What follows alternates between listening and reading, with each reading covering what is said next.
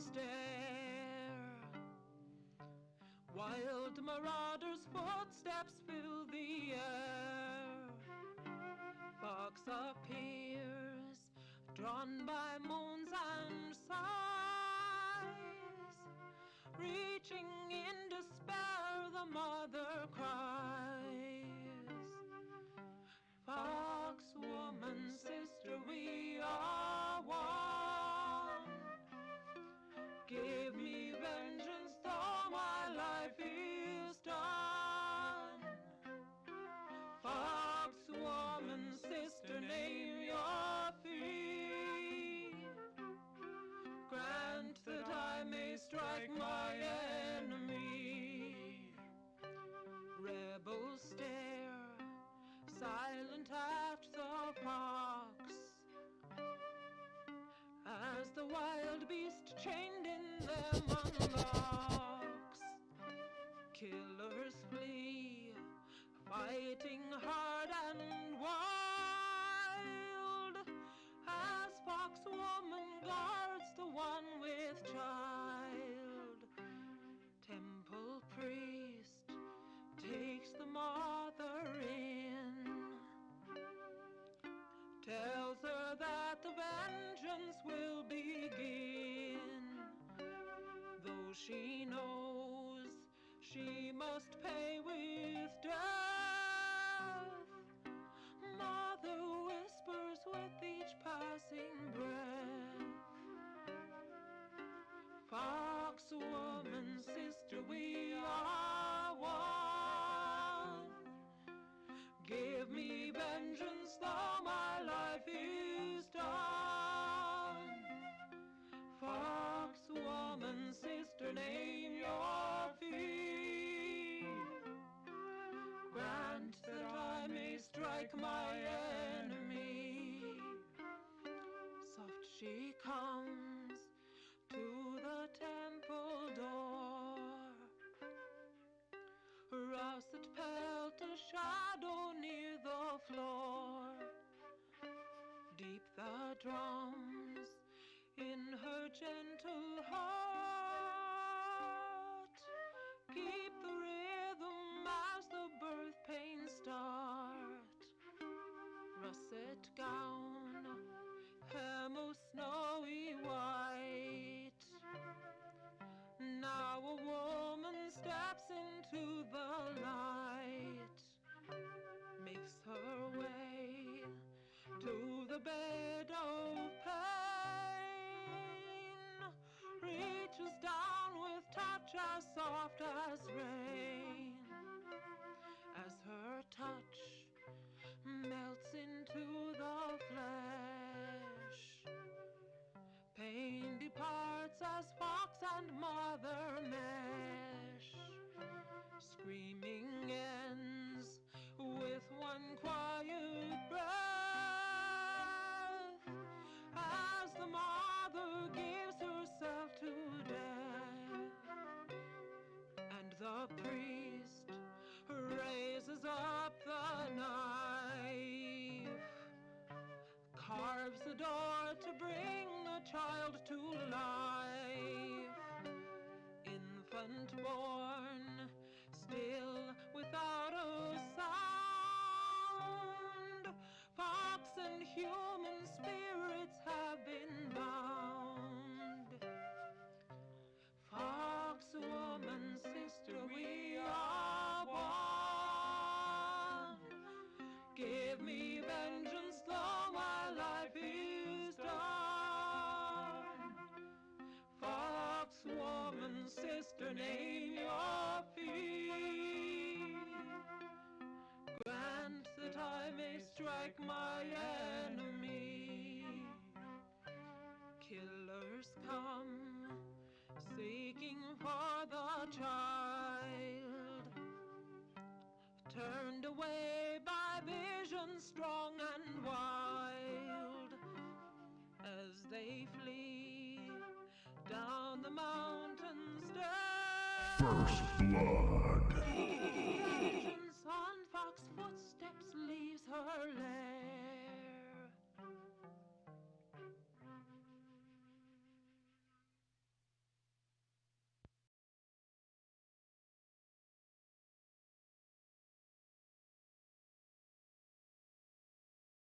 All right, there we go. Sorry about the wait there. I meant to stream a lot earlier today and have a bigger stream, but you know what? My body said, Pank, you sleep all day. Yep, you're gonna get up at 8 o'clock, get tired by 9, and sleep till 2 or 3 in the afternoon. And that's what happened, so we're gonna have a normal stream today. Started a little bit late, but should be hopefully pretty fun. Hey, Nia! I can be here for like an hour, then I'm gonna go play 4th of July. Gonna go to 4th of July stuff. 4th of July stuff. Outside, people, sun. No thanks, not for me. But I appreciate you coming for at least a little bit, Chaotic Awesome. Thank you. Thank you. I could work fast enough to catch Pank. Yay! Alright, so let's go ahead and get into the game. It'll be just a second while I load it up. There we go. And main stream. Twitch controls stream and main. There we go. So here's the starting window. Oh, let me make this bigger, because I'm sure you guys would actually like to see it, since this is going to be a text-heavy game. There we go. Warsim, transform, fit to screen, please. There we go. All right, so operations and options and settings. Okay, yeah, we're just gonna start a new game. We are gonna need some sound for this, so give me 1 second. Anybody have a recommendation for like a video game playlist? Esh? Because we need some like light instrumental music to play, something chill while we're playing this. If anybody's got like a video game playlist that is fully instrumental, that is a chill playlist, go ahead and recommend it. Send it in the Discord, put it in the video game section, and I will check it out there. Yeah, lo-fi's good. Just search YouTube for chill Nintendo music. Okay. Give me a second. Chill Nintendo music.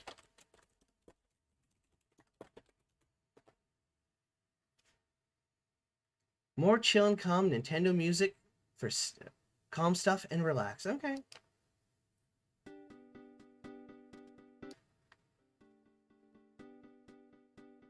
There we go. We needed something in the background. Hey, Ash Axel, welcome back. Metroid and Chill is my go-to. We'll definitely, if you guys send stuff into the video game section on the Discord, which I will link to real quick in case you're not there. There we go. We will try a variety of different songs today. Relaxing Warsim. It kind of is. Okay, so let's start a new game.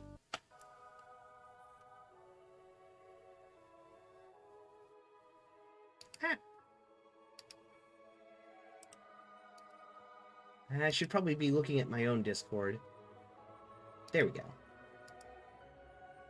Okay.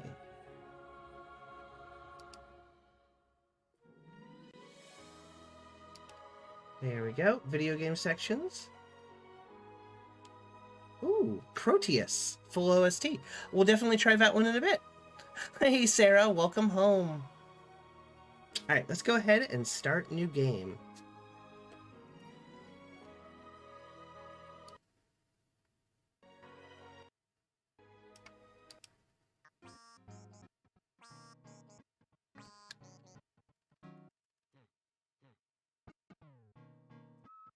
Okay.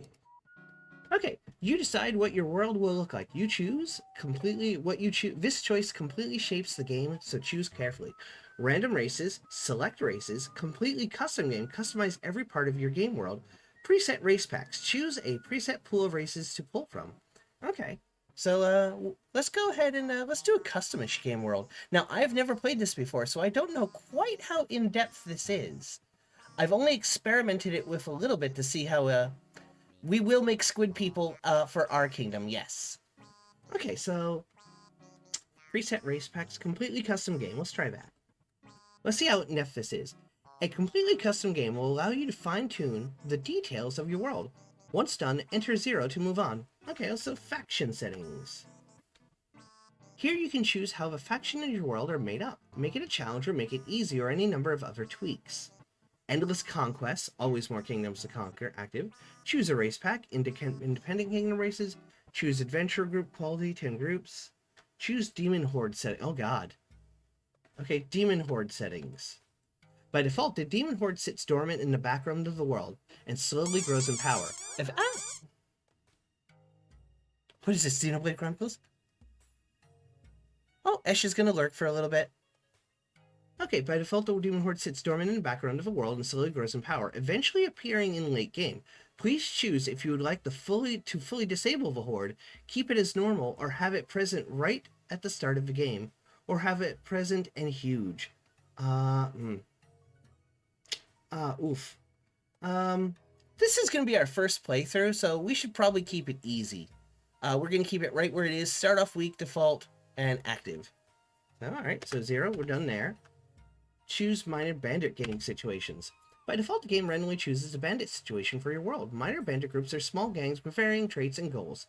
Can be a nuisance for you and other factions. Have a single territory. Minor bandit gangs have a small. Okay, bigger, bigger, bigger, bigger. Leave it up to fate. Present and huge. Bandit gangs should be small. So let's do 3, I guess. There we go. Rebel situation. By default, the game randomly chooses a start for you.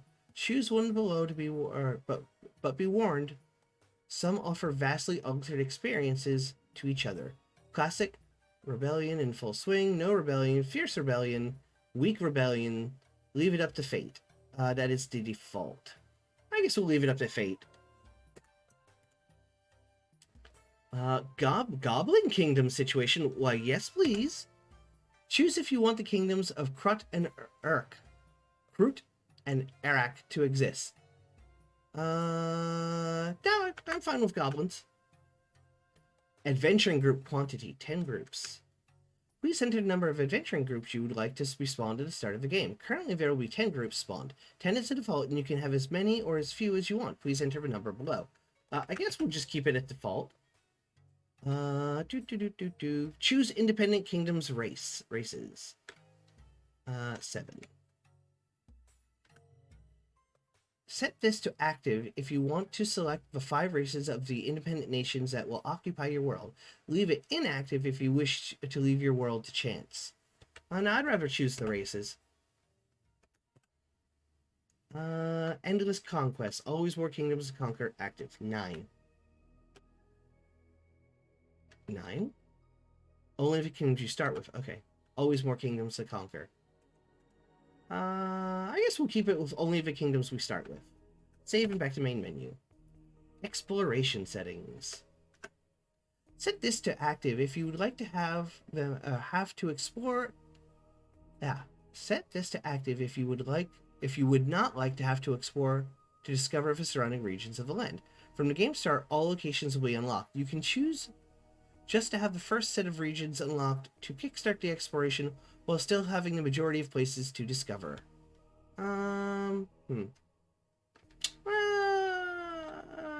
First set of locations unlocked. Let's do that. And arena settings. Your arena is an important location for pastime for any realm. You can have it any size, owned or unowned.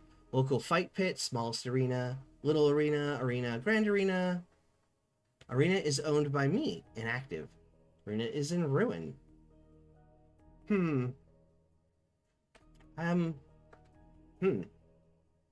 I guess just regular arena? Black Market and Darkdale settings. The Black Market and Darkdale are 2 ownable settlements in the game. Choose here if you start the game with them under your control or not. I'll eventually take them over or something, I guess. Choose how long you wish the game to run for. Anything other than no time limit lets you see what becomes of your kingdom after death. No matter what you choose, you always have an option to continue playing beyond the time limit if you wish. Let's go, I guess, 100 years. Oh, have a good lurk, Skull. Okay, so we're... Calm music? Oh, I actually kind of like this. This is... There we go. What's the menu theme? 2? Oh, that's way too crazy. Classic? Uh, 4. I like the calm. Okay, accept currently accepted. Here you choose if you will be known as king, queen, or something else. Enter your preferred title, anything you want. King, queen, almighty Steve, the big squid that makes all of the rules. Okay, that worked. Wow, alright.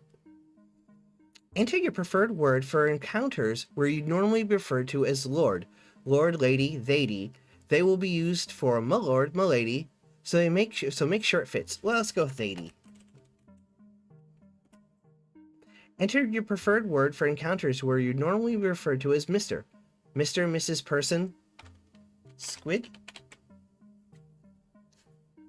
Mr. Squid? Musquid? Sarah, Musquid. Enter your preferred word for encounters who would normally be referred to as Mr. Mrs. Person. Lady?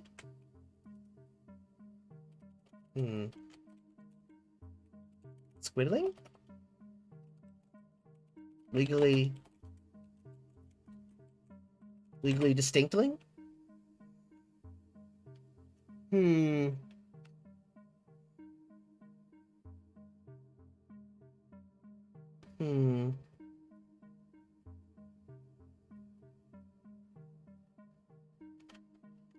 Let's just go Squid.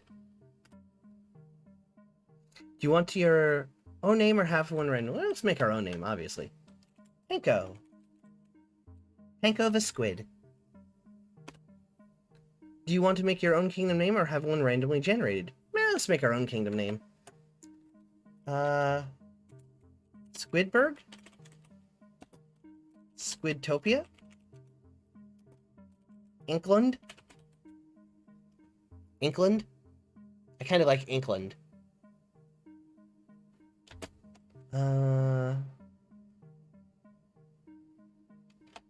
Squidland? Kind of like Inkland. Cephalotopia. Okay, I like that one too.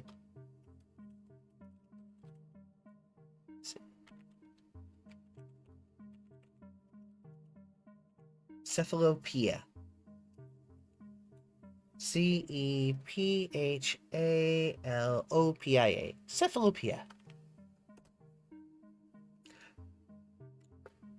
You have opted to select your races manually. You can do this one of two ways. You can either select a base of a race, orc, elf, dwarf, goblin, and let the prefixes be random, ice, orc, fire, elf, eyeless, dwarf, or you can choose both the race and the prefix. Let's choose the race and the prefix, I guess. Ash Axel, that would have been good too, Squidsylvania. I liked Inkland, like England, but Inkland. Cephalopia is good, and I like Squidsylvania too, but we'll probably not, this kingdom probably won't survive, so we'll try other names. Let's do races and prefixes. Okay. Race selection for Kingdom 1. Okay. Oh, wow. There are many choices here. Eyeless dwarves. Okay, so we've got... Centaurs, demigods, demons, draconians, dryads, dwarves, elves, fawn, witches, fiends, ghouls, giants, gnolls, gnomes, goblins, gogs, gremlins, half-giants, halflings, hobgoblins, implings, imps, kappas, kobolds, lizardmen, magi, magogs, mermen, minotaurs, naga, necromancer, ogres, orclings, orcs, satyrs, sorcerers, tritons, trolls, trows, vampires, warlocks, troglodytes, wizards, folk, snotlings, liches, corpse lords, elders, ashthenki, zombies, ghosts, boogeymen, ents, treemen, shroomlings, golems, harpies, oracles, pyromancers, aquamancers, aeromancers, oromancers, lavamancers, terramancers, hydromancers, godlings, half-demons, abominations, scions, underlings, grumpkin, esphanti, protofolk, skirox, cannibals, shades, bloodlings, balraki, homunculi, fungus folks, people, gilghouls. Oh gosh, that is... Oh, okay, Ash, you have a good lay down, all right? Who took their eyes? Exactly. But so, okay, select race for Kingdom 1. Goblins. Select race for Kingdom 2. More goblins? Could this be an all-goblin game? Goblin empires? People.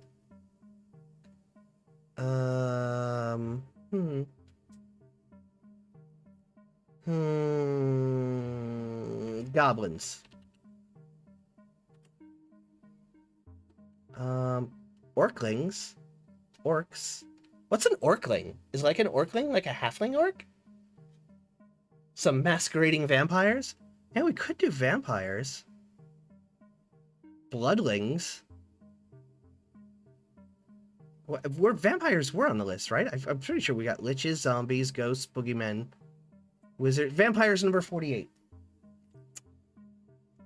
There we go. Vampires. 48. Half demons. Ash Axel. Demons, draconians. What number is half demons? Because there is a lot of yeah, no cat people.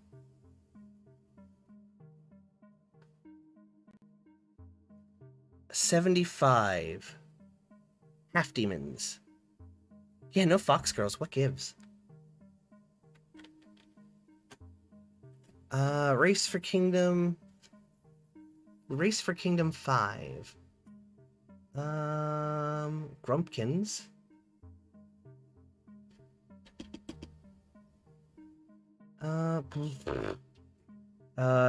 When in doubt, go goblins.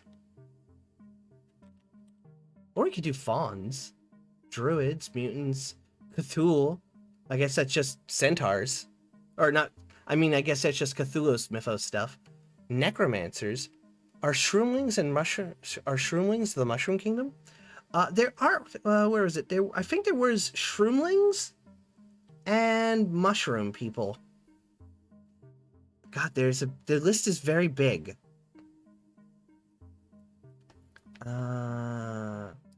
Ghouls, goblins, halflings, gremlins, implings. 88. Fungus folk. There we go. All right, let's go fungus folk. Okay. Okay, choose your difficulty. Let's start with easy. You are the ruler of the great and once dominant kingdoms of Cephalopia. Fighting against the great bandit hordes of Farar, the overlords, as well as several minor bandit gangs who pester your lands. The world is vast and complex. There is much to see and do, and little time to waste. From the fabled ancient lands to the blood-soaked arena, these lands can be united under the flag of Cephalopia. Load tip exploration is your friend. Generating bandit groups. Princess Peach of the Fungus Folk. Generating independent kingdoms. Okay. Would you like this to be a singular prefix or a double prefix? A single would be something like Ice, Frost, Fire, Arch, Lost. Double would be Southwestern Ravine Goblins, Scaly Light Dwarves, Corrupt Hell Oracles. For Kingdom 1, Goblins. Let's go with just singular, just Goblins. Oh, F me.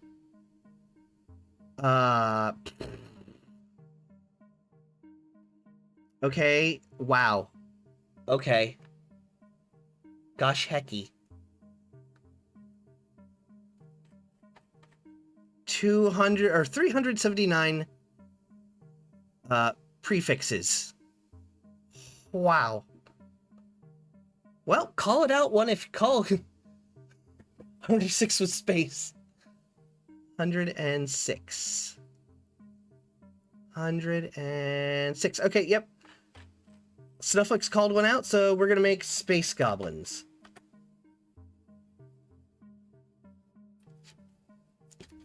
Okay, let's make the next ones a double prefix.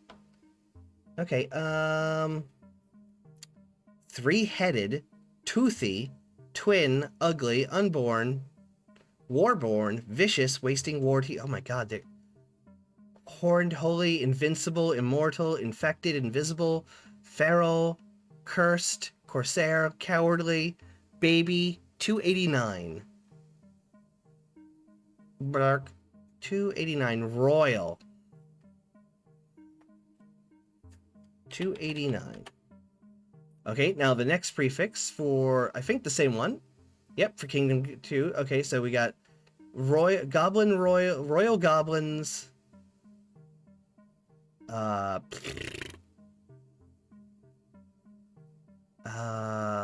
Wow, swarming, supernatural, skinned, sightless. Oh, you meant pirates. Well, royal pirate it is, 289.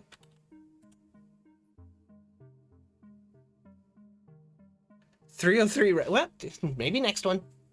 I think we're going to keep it to single ones from now on.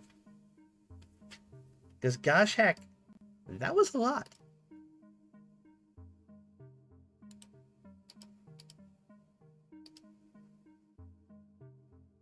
Loading tip. Exploration is your friend.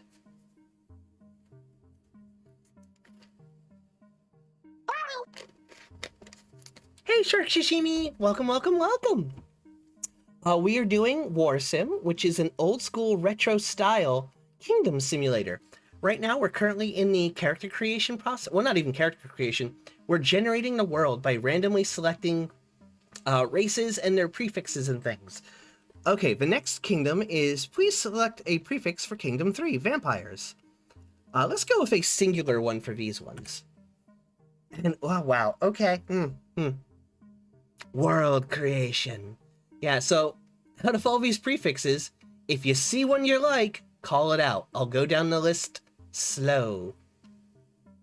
Oh, you're going to be lurking, but you wanted to say hi. Thank you very much for the lurk. I really do appreciate it. Remember, Twitch is built off the back of the lurkers. Twitch is lurkers. All right, Snufflick said 346 toothy vampires. 346, make sure I'm getting the right one. Yep, toothy. I see space, pick space. We are, Shark Sashimi, we already have space goblins. We already got space goblins. So don't worry, space is covered with goblins. Space goblins. 346. 346. Okay. Did it select? Okay, yep, it going. I think we got like 2 more kingdoms.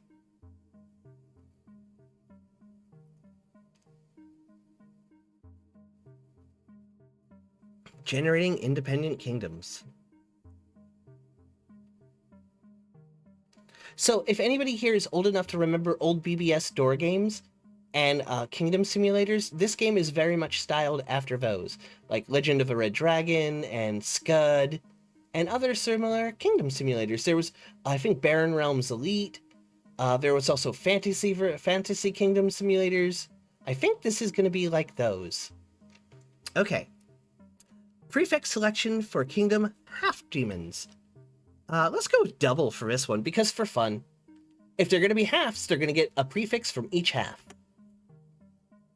So, wow. Let's scroll back up the list. Give you guys a chance to look at all of them.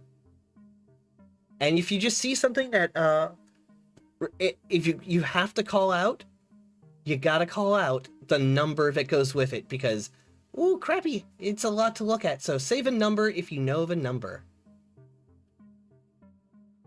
The thing and the number. So this is the first prefix.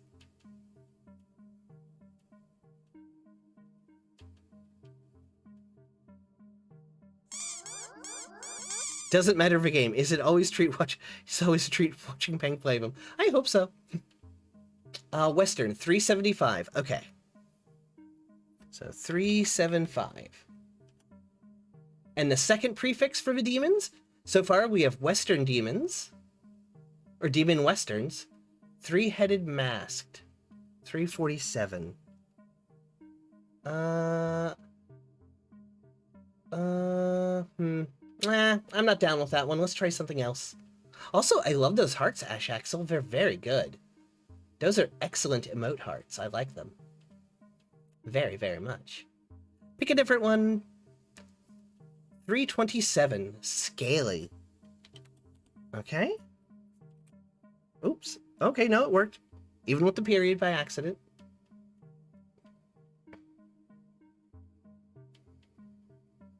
And I think we have one more race.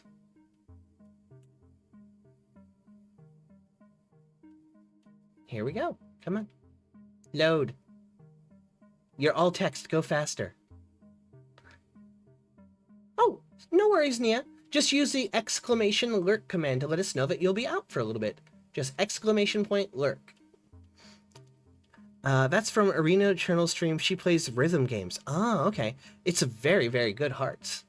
Western Scaly half demons in their cowboy hats. Okay, fungus folk. Should we pick 1 or 2 prefixes for the fungus folk? I think 2 for the fungus folk. Okay. So let's pick 2 for the fungus folk. Start at the top.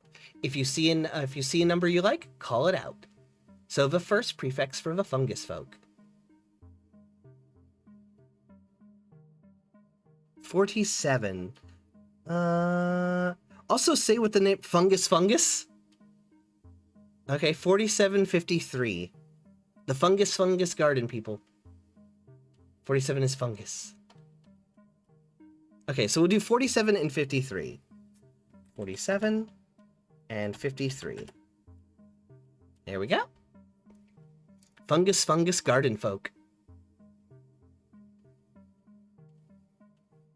I'm picturing them now as extra cute mushroom people. Shreeple. Shroom mushroom people? Shmreeple? And we haven't even gotten into the game yet. So let's keep going. Oh, I wonder, am I the #1 streamer of Warsim in the world right now? Let's check. Warsim. I think I'm the #1 Warsim player. Yep, it's just me. I'm the #1 with 13 viewers. I'm the top. Tazza! It is me! Pink! Okay, so, the world is full of mystery and wonder. There are many peoples in this world. Men, space goblins, pirate goblins. Wait, why did it do twice? Toothy vampires, scaly and western half-demons, garden fungus folk, goblins, and demons. #1 Squid. I'm kind of sad it didn't let us pick our race. Okay. The annals of history will remember well your rise to the throne. How did it happen? My father of a previous ruler was assassinated. My father of a previous ruler died of old age. My father of a previous ruler turned mad and was jailed. I won the throne in a bet with the previous ruler. I'm a bandit warlord and took the throne, but with my bandit army. I stole the throne with demonic trickery to serve the overlord. I pulled a fabled sword from a stone. My father's village elder and inherited the throne by accident. My enslaved forces were able to overthrow the previous ruler. I won the throne in a tournament to find a new ruler by strength. I led a slave revolt and overthrew the slavers who ruled. It's a long story. Or 13 random. Pirate, and fungus. #1 Squid. So, what do you guys think? Slave revolt or pulled a sword from a stone?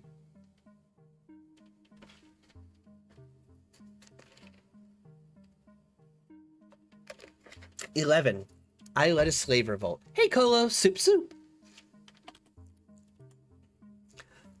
Your memories of youth are hazy, but before you were fully into adulthood, you were captured in a slave raid and taken to a cold northern fortress being used as a massive slave camp. Here you were beaten and made to work for cruel masters alongside thousands of other slaves like yourself. In your time in the fort, you noticed occasionally the armory would be left largely unattended. One day, you convinced several other slaves to rush to the army where all the slavers were, when all the slavers were in the courtyard. Your plan went off without a hitch. The armory guards were quickly killed, and soon almost every slave in the fort was armed and angry. The newly formed armed forces made short work of the slaver garrison and killed their old overlords. Some slaves fled, but most stayed under you to march to the slaver kingdom Cephalopia, the owner of the slavers' fort.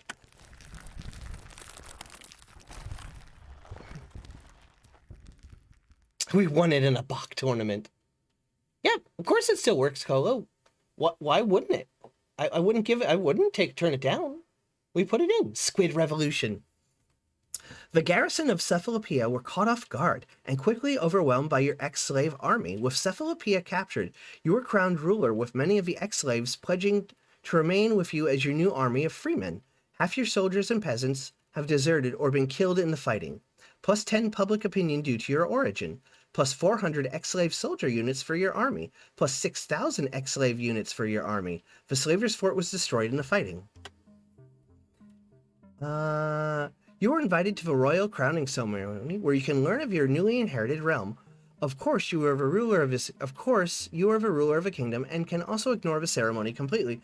We should probably go to the ceremony. This sounds like tutorial stuff.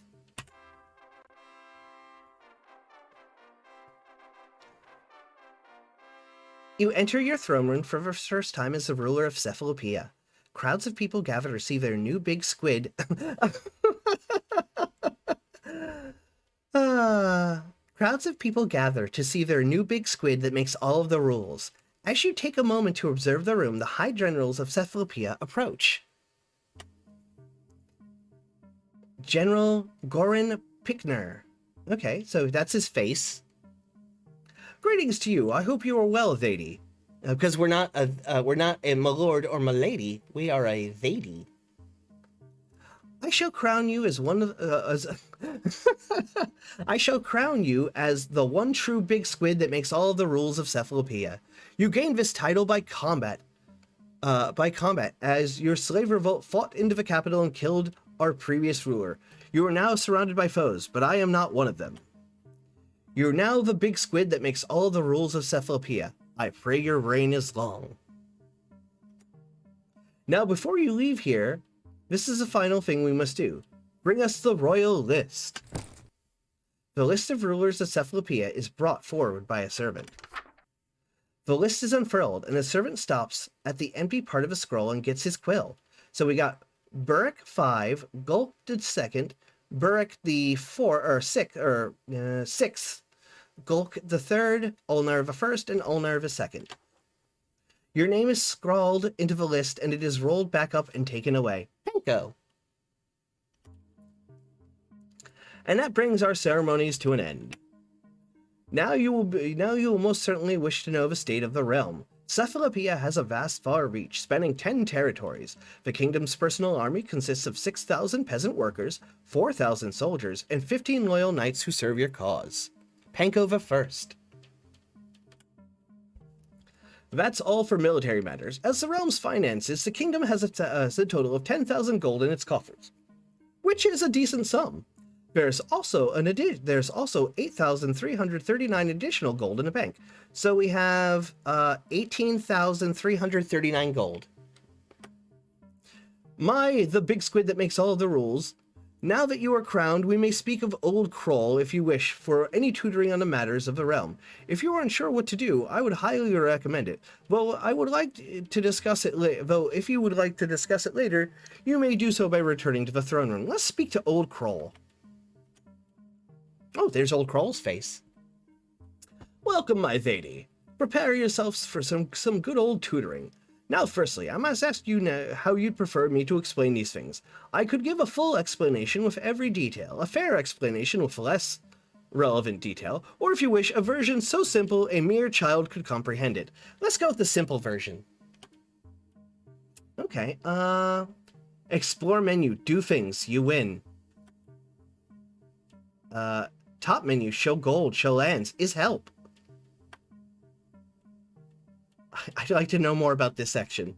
Hire men, men fight, you win. Hire men, men fight, you win. Sell troops, make gold, you rich. Disband men, army small, you lose. Disarm or convert units. Disarm men, men farm, you win. Recruitment and upgrades. Recruitment upgrade, more recruits, you win. Troop wages, pay low, save gold, you win. Let's change how you explain these things to me. Let's go with the full information. Return to the tutoring. Okay. The recruit, sell, and disband troops menu is where you will do all the majority of your army building as well as anything related to them. You can upgrade your units, change for their pay, disarm and disband them, and plenty more. I'd like to know more about this section. Hire units menus allows you to hire peasants from your local militia, soldiers from local guilds, knights from noble houses, bandits from your prisons, and goblins from your local goblin slaver. Oh, we're gonna have to end goblin slavery. I don't like that. You can also potentially hire loose bands of foreign mercenary troops here if you build the upgrade. Foreign mercenary, okay. The prices of many of these units fluctuate, so keep an eye out for a good deal and take it when you can. Sell units. In the sell unit menu, you can sell off unwanted units for quick gold. These units can be hired back at a later date, but for twice as much as you sold them. Prices fluctuate too. Okay. The disband unit menu allows you to get rid of units that you don't want and shrink down your army. Be warned, disbanding a big load of bandits may result in them later forming their own gang. Disarm or convert units. Yeah, we're gonna free the goblins if we can. If it's an option, we'll definitely do it. The menu allows you to disarm paid soldiers into farm working peasants, as well as turning knights to recruiters, providing you have the required upgrade and the ability to turn slaves into slave soldiers, similarly requiring an upgrade. If you have the barracks, you will also be able to pay to upgrade troops to higher tiers. Recruitment upgrades. Here you will find recruitment upgrades that give you more yearly recruits and the ability to hire foreign mercs, the ability to convert knights, and favor you can pay for, which will increase the odds of unit price drops. Okay. Troop wages. Here you can change the wages of your paid troops. Reducing them could result in lower morale and higher desertion chances, but having very high wages on the other hand could cause fighters to seek you out and join you. Okay. Move to the next section, mercenary combat. Or mercenary companies. Mercenaries are big war bands of fighters for hire. They can be hired for single assaults or permanently. Each mercenary group has a skill level, a number of attacks they can launch each year, and various personal rules, such as if they charge extra for risky things like invasions, or if they are willing to work for evil or demonic rulers. I'd like to know more about this section. Okay. When viewing mercs, you will see the name of a group, their initial hire cost, and their yearly fee. Okay, so $366 to hire, $1,833 per year. Okay. Soliciting. Yeah, okay. Hire Band of the Hawk. What could go wrong? Radiography. Selecting them by entering the corresponding number doesn't hire them, but instead takes you to a new screen where you can learn more about them and decide if you wish to hire. Okay. Once in the Merc menu, you will see the option to hire them permanently or for a single attack, as well as the ability to assess them. Assessing them will help you understand how strong they are. If hired permanently, you will also have the ability to try to assimilate them into your army and provide your own troops to their ranks to thicken them up. Okay. Let's keep going. Okay, no, okay, we already learned all this. Okay. I'd like to, okay. Move to the next section. Manage staff and champions. Staff are helpers who either carry through your orders or help you to do certain things. A diplomat like me can talk to other kingdoms and make your deals. A general helps with military matters. A steward deals with your throne room visitors. A spy master collects information and provides details on your enemies. And champions are warriors who fight in your name and can rule forts too. Hey Drago, it is indeed me, and we are playing a very text-heavy war game simulation. It's reminiscent of old BBS. I imagine only a very few of you know what a BBS is, a bulletin board system. Basically very big before the internet. They were like little mini internets. And they had little games in them like this that were basically text-based simulations. And that's kind of what we're playing today. We've generated the various opposing kingdoms, and we're learning how to rule and run our kingdom now. So let's keep going. Staff, diplomat, champions, and warriors. Okay, I'd like to know more about this section. Okay, when initially entering the staff screen, you'll see many vacant slots, save for ones occupied by your starting staff. By entering the vacant roles, you get a choice of potential new staff members. You can learn about them all and make a choice with some having vastly different benefits to others. Each year gives you a new load of potential staff. Okay. Okay, sounds good. Next section, please. Diplomacy. Provided you have a diplomat, here you'll be able to look into other groups of the world. Here you can make peace and war, make allies, trade, and even vassals. Diplomacy isn't always simple and smooth. Sailing through, and some more aggressive factions may ensure your emissaries never return. I'd like to know more about this. Diplomatic actions vary depending on who it is with. It is nigh on impossible to deal with savage or xenophobic nations, but others, depending on their disposition and ruler, could be open to it. Trade routes, peace deals, and alliances are all commonly taken with friendly kingdoms. Okay. Kingdoms that are significantly weaker than yours can also potentially be made into vassal states of your own realm. These vassal states will provide military aid on your orders, send soldiers, and pay a share of their income. Further, more... Oh, Snickers! Pretty boy. Monroe. Shoot me a pinky, too. Furthermore, a vacillated kingdom may even be annexed fully into your control, though expect resistance. Okay, let's keep going. Change laws of the land. Here is the law screen, and you can change taxes and prison laws, slavery laws, rules of recruitment, policy around goblins, social policies, and even form your own celebration to take place in your kingdom. Less than popular... Pinky! Policies around goblins, social policies, even form your own celebration to take place in your kingdom. Less than popular laws may have an adverse effect on your public opinion, while others may inflate it. I'd like to know more about this section. The more important policies early game are taxes and recruitment policies. You can put a tax on gambling, banking, and so on, but in doing so, you will reduce bank interest rates, the arena gambling gold. You can also do the opposite and subsidize things like arenas and your militia.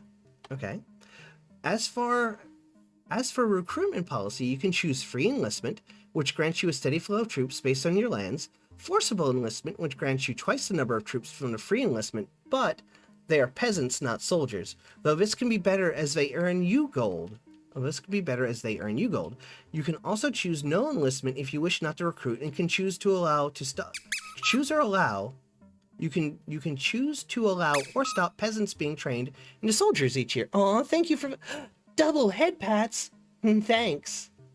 G-Pank, your viewers let you have 2 head pat redeems? Okay. Kingdom upgrades.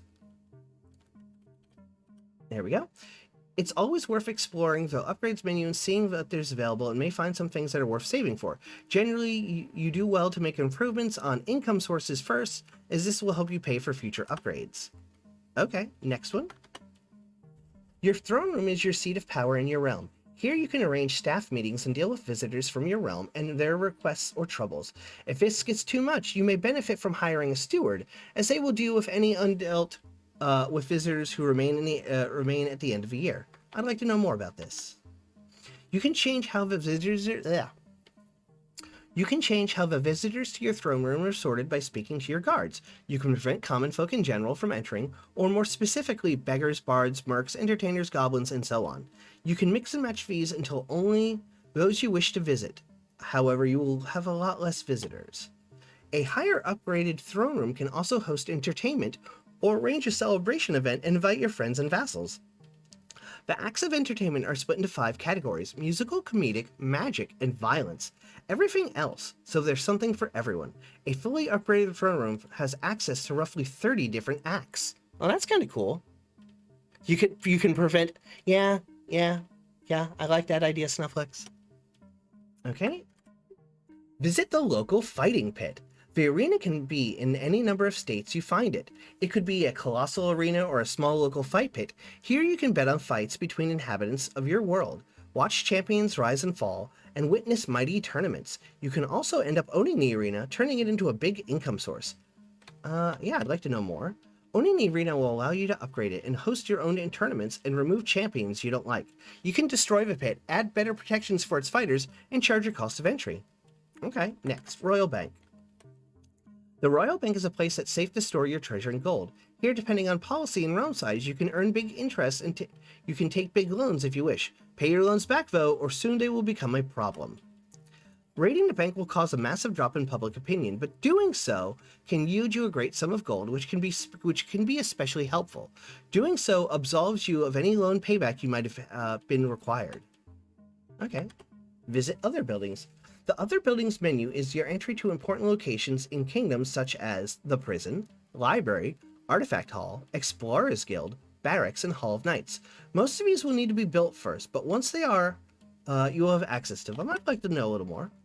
There are additional locations that can be added to this screen if built. They are monster pits and a goblin settlement if you decide to build them. One allows you to train and fight beasts. The other provides a flow of goblins to your retinue. Okay. Okay, next. Kingdom Reports. Kingdom Report screen allows you to look over recent happenings in your realm and the world and the world around you. Here you can see how much money you've been making, who's been fighting who, and what your expenses have been, and tons more. Okay, let's learn more. The report screen... Oops, I hit the wrong button. I'd like to know more. The report screen allows you to view troops counts, free slaves... Oh, free slaves! View the rankings of the factions of the world and see how many knights are out on quests for you. You can also change your kingdom symbol here, which appears on the flag of military uniforms. Okay, next. Move on to the next section. Explore the realm. Exploring a realm is a very important and helpful aspect of gameplay. The locations you discover can offer you entirely new avenues of play, new locations to capture, and new factions to make friend or foe out of. The realm is split into 4 directions: north, south, east, and west, and each direction has within it several regions. Each turn, you'll be able to search several times in any direction you choose in an attempt to discover a new location. I'd like to know a little bit more about this. The Northern Realm is home to a hardy people. Here you'll find many loose settlements, including the famed Black Market, and a great fortress of slaves. I don't think there's a great fortress of slaves anymore. We overthrew it. There are fight pits, mercenary camps, and many other secrets nestled here. Deeper into the north, you will find groups of wilder men, as they are known, violent savages who kill with ease. The eastern region is one shrouded in mystery. For many locations of trade and interest. The most famous of all is the Artifact Market, a magically protected market of riches. There are great artifacts are sold to those who have the coin to pay for them. The southern region is one most feared. Rumored within are demons and monsters that seek to destroy all life. Those who explore this region do so at their own risk and peril. The western region is considered the most civil of the realms. Here we'll find peaceful villages and many small friendly tribes, as well as the famed city of Darkdale and the goblin-infested deeper western regions. And there may be some goblin towns and cities rest. Okay. Next. End current year. The last thing on the list is the ending of the current year. Doing this brings the year to an end and allows you to launch any military actions you wish to do. Any troops sent to fight won't be able to defend at home, so be careful. After this, any rival attacks also take place, and a report of what happened in the turn is shown to you before the year starts anew. Rob the bank to pay the loan. Yes, Snufflex. Exactly. Hey Geister, welcome to the stream. We are playing Warsim, which is an old BBS style, which is an old retro game style from like the old BBS days when you would play door games and you play like world simulations and combat simulations in text form. Yeah, it's pretty good. Okay, I guess we're gonna leave the tutorial because we went through the whole thing. Okay. Well, my lady, that's everything. Would you like to review the areas of thy tutoring? No, I think we're done with the tutorial.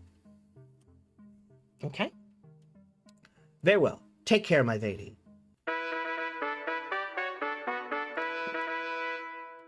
Yeah. Yeah, it's old ASCII, old stuff like that. I like it. You learn that the secret... okay. You learn that the city of Darkdale in the west has declared themselves a vassal state of Cephalopia. Oh, yay! Darkdale is a vassal state of Cephalopia. You will receive the lion's share of Darkdale's taxes and have unlocked the western region of Denland and Songwood in your exploration screen. You've unlocked Denland and Songwood. Darkdale is your vassal. I mean, I guess that's good. It reminds you of the old Paranoia game. Was that a text game? Like, I know pen and paper Paranoia. Like the RPG Paranoia with Friend Computer. Is that the same game, but like a text-based adventure version? Okay, so I guess it's the whole Linux. Oh, okay. Okay, so we're actually in the game now. So let's make a save.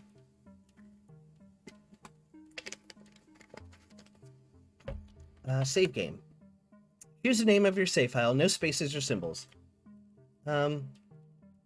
Mainstream game 1. Mainstream game.txt saved. More squids join the squad. Exactly. What's in the extras? Cheats menu, random generators, thank you message, concept art, face maker, in-game unit and battle score wiki, Modder's Toolbox, Create Eraser Monster Parts, Warsim Music Library. Actually, I kind of want to see the concept art. Scrapped Gnome Face Generator. Random Gnome Face Generator. Okay. That's a face. How do I get out of this? Oh god, am I here forever now? Ah, that's a gnome. Yep, that's a gnome face. Oh god, is it because I hit enter twice? Now we have to wait? Okay, that's another gnome. Okay. Return to generators.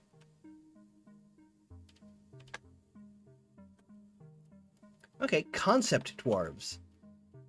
One of the original old concept works for dwarves. Unfortunately, the way eyes were at the time, everything looks like glasses. The final dwarf face generator made the faces much fatter. Ooh, that sounds fun, Geister. Actually, yeah. Trapped in the gnome zone. Concept dwarves 3. One of the original old concept dwarves. These were closer to the final version of their wide faces. They looked a little too fat for my liking. Concept vampires? The original concept for vampires was going to be something like this until a random face. Until a random face I got in the elf's face generator looked 100% vampiric. Hence why vampires and elves are so similar. Concept face color? Quick test made of changing the eye color of one of the random faces I generated. It came out very well and made me want to find a way to implement it. I will try my best to get this in the game because it adds another layer of random. Okay, I do kind of like the eyes being a different color is nice. 14. Volilio's art. This concept was created by Volio from Reddit. An attempt at a witch face. It later became the groundwork for witch faces. Press any key to continue. I do like that witch hat. It's a good witch hat. These are concepts of wormfolk and snailfolk. Wormfolk and snailfolk! And while they aren't currently in use, they are awesome not to share. Okay, that's cool. Concepts for harpies and drows. Okay. Let's go to exit. Let's go back to the game. Oh, no, don't want to quit. How do I go back into the game? Exit. Okay, there we go. I guess this is where we can make custom species. But let's do stuff. Okay, so we've got 10,000 gold. We've got 10,015 men, 10 lands.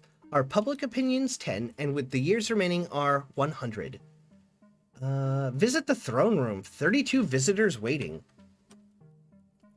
Welcome to your throne room. Here you can deal with visitors from across your realm and beyond. As time goes on, you may find a number of visitors swelling to huge lines. As a ruler, you may choose to deal with every last visitor, but if the task becomes too monotonous, you should look into hiring a steward. Stewards will deal with any visitors left unseen by you at the end of a year. Okay. Xenophobe, Dungeoneer, kind-hearted. Okay, these are the different kinds of, Be careful who you hire to be your steward, though. Stewards can have one of a number of different traits. These affect how they manage to deal with the throne room visitors. Traits are Xenophobe. They will be unfavorable to any non-humans. Dungeoneer. They will imprison most throne room visitors. Kind-hearted. They will always act with kindness. Military. They will always recruit any hireable visitors. Goblin friend. They will always be nice to goblin visitors. Money grubber. They will never spend any money. Goblin friend. Though I feel like We Happy Few is pretty much paranoia. It is very similar to paranoia, yeah. Okay, we have 32 people. Arrange entertainment, upgrade throne room, manage the number of visitors, set the rules for who is visiting your throne room, call a meeting of the Council of Cephalopia. Oh, Compressa, welcome to the stream. We're playing Warsim today, which is an old, retro-style BBS, kingdom simulation style game. Let's, send in the next Wormy.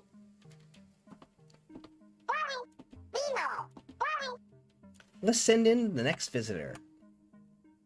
You are visited by an old and grizzled warrior who goes by the name Von the Stupid. He claims he should be your general. He says he has experience in a great many battles and worked for 101 gold per year. Accept him as your general and place Goran Pickner. Refuse him as your general. Have him and your current general, Goblin Pickner, fight to the death. He calls himself that? Yeah, I guess. I mean, to the dungeons with him. I mean, here we are. First choice. This is definitely some choices. I mean, like, what? Okay, I could have them fight to the death. You know, a little bit of that old ultra violence. Get them swinging. I could send him to the dungeon and just, you know, send him down there forever. What to do?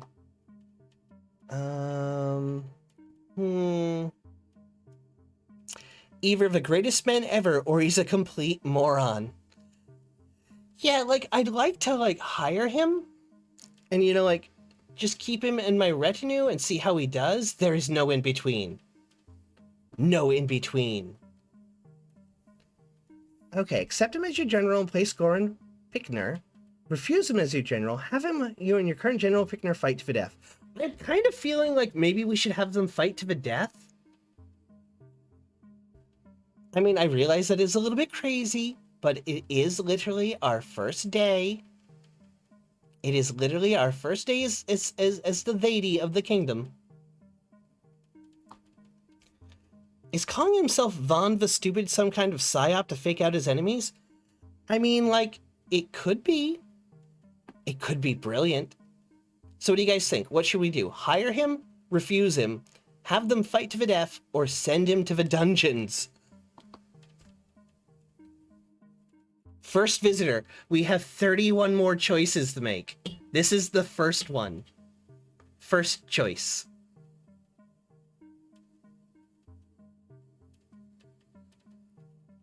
Refuse or fight. Number 2. Refuse him as you... Okay, we got 1 for reviews. Oh, hey, Esh isn't around, so I will have to crush this bot manually. But don't worry, I've got it. Oh, wait, no, Snufflix has got it. Snufflix beat me to it. Good job, though, Snufflix. Good job on the bot squishing. Thank you. Oh, there was 2 of them. Oh, wow, there are more than them. You got them both, though. Thank you, Snufflex. No, we can't buy him. All right, so what have we got? Sarah wants number 3. Have him and your current general, Goran Pickner, fight to the death. All right, I'm feeling like, yeah. Jim, hey, Jim Loveboat, welcome to the stream. All right, that is the first one for 2 in a row, so let's have them fight to the death. Your general seems a little surprised, but nonetheless prepared for the fight. The two men square up and prepare for battle. Oh yeah, we could... Too late to find out now. Von the Stupid, 241 HP. Goran Pickner, 103 HP. Von the Stupid swings but misses the opponent. Pressing the key to continue. Goran Pickner swings but misses the opponent.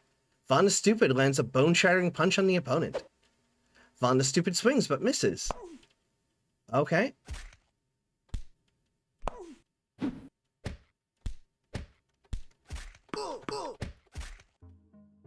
Von the Stupid is victorious. As promised, shall be named the new general of Cephalopia. Well, that just happened. Clearly, personal Clearly, personal martial prowess is the same as tactical and strategic prowess. Well, he won fair and square, I guess. That guy looks like a tank. Very nice. All right, let's send in the next visitor. 31 more to go. You are visited by a Western herbalist who claims one of your soldiers borrowed some gold and died before he could pay it back. He says you must cover the debt. You currently have 10,000 gold. Refuse his request. I guess we'll pay him. Sure. You order reparations paid, and the gold is accepted, and then the Western herbalist smiles and says, "You are too kind, my lady. This is greatly appreciated." Okay, next visitor. You are visited by the apprentice who enters the throne by a apprentice who enters the throne room and says he is put in charge of an orphanage and that he thinks 7 of the boys are ready to be taken into the army. He says they are fit and ready to fight. However, he expects a small token. Pay 35 gold, forcefully enlist the boys and pay nothing. Refuse the offer. To the dungeons with them. To the dungeons with them all. Oh hey, we get to imprison the children too if we want. Truly the deepest sim.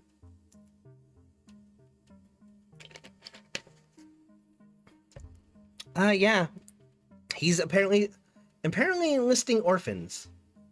Mr. Bride Princess enters the throne and says he has been put in charge of an orphanage, and he thinks 7 of the boys are ready to be taken into the army. You're an orphan? That is a crime. Forcefully enlist the boys and pay now. I guess we'll buy the children. Thank you. I hope the orphans will be of use to you. They are pretty good lads and are all considered, and all things considered. He bows and leaves. Oh, too late. We bought him. But yeah, next time, you gotta chime in fast. Gotta chime in faster. Next visitor. Your guards bring forward a man who is accused of grave digging, asking him to explain himself, execute this scum to the dungeons. Release him. My dude, why you grave robbing? Accused of grave digging? I guess grave digging? He just started the game and we are already buying kids. Yep, we need them child soldiers. Okay, we're gonna go for explaining. As the big squid that makes all the rules, does what must be done. A big squid that makes all the rules does what must be done. Right. Okay, so okay. Ask the arresting guard for a statement. Your guards informs you he is clearly guilty, my lady.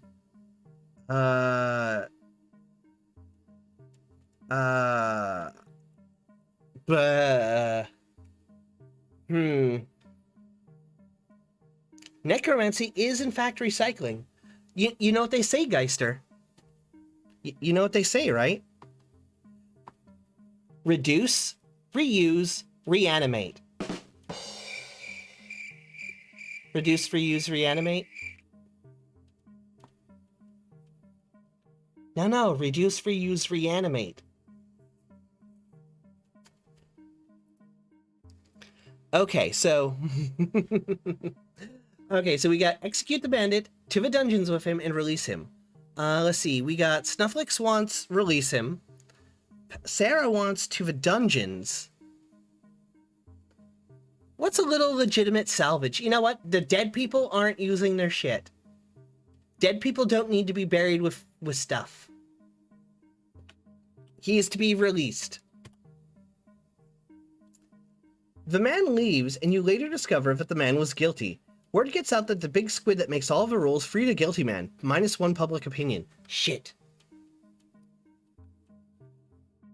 Well, Ash, we had our general fight to the death against a man named Von the Stupid who wanted to be the head general of the nation. Von the Stupid killed our current general and is now the leader of our military. We bought 7 orphans for the military, and we let a grave robber go free. Checkmate public opinion. So let's see the next visitor. You are visited by an armed man who asks your permission to enlist in the mighty army of Cephalopia. Pink making all the cool decisions. Okay, you're visited by an armed man who asks your permission to enlist in the mighty army of Cephalopia. Sure, get in there, my dude.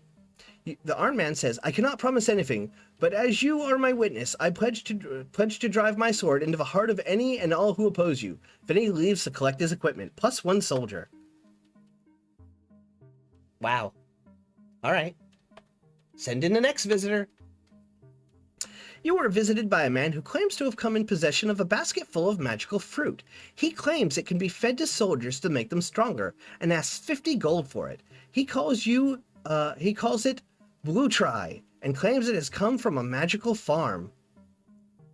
Buy the fruit, seize the fruit, refuse, and to the dungeons with him. Okay, I'm gonna start asking you guys to give me a little explanation behind your decisions. So, to the dungeons with him, but why? Seize the fruit, but why? I based my 2 on nothing. He's trying to sell your troops steroids. I mean, I guess magic 4 sounds scammy. Snake oil salesman to the dungeons, but bad Space King. This is totally a game with like magic and stuff. What if he's telling the truth?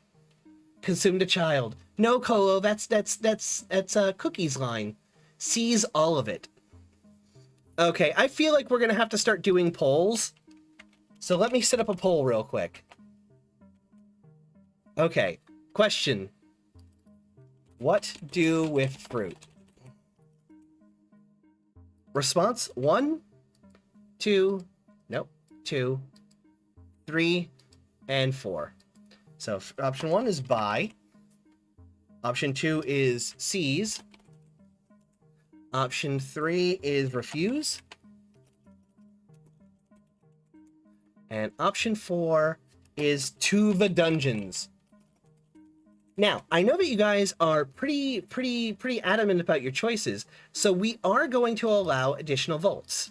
So I'm going to make it so that you can, with 10 bits, you can get an extra vote, or 1,000 quatlus, channel points, you can get an extra vote. The poll will last 1 minute, so let's go. Poll is up. Would you sell real magic for only 50? Maybe? Like, maybe that's the going rate in this world. So definitely vote in the poll. The poll is up. If you feel strongly about your choice, you can get an extra vote with 1,000 channel points, quatlus, or 10 bits to buy an extra vote. So for $1, well, $1.40 in pennies, you could get up to 10 extra votes. Maybe we can torture the location out of him. That would have been optimal. Why doesn't it let you appropriate the farmland? Exactly, Jim. That's what I was thinking.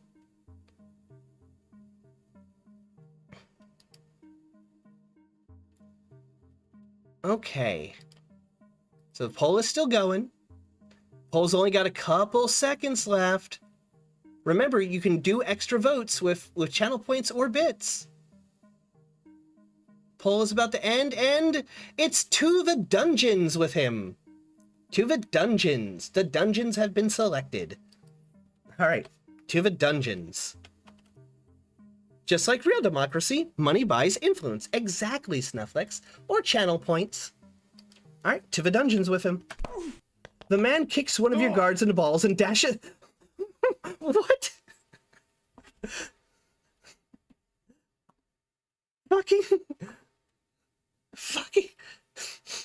Fucking what? He what? Oh, I like this guy. He's got moxie. Yeah, definitely fire the guards. What the heck? Okay. Okay.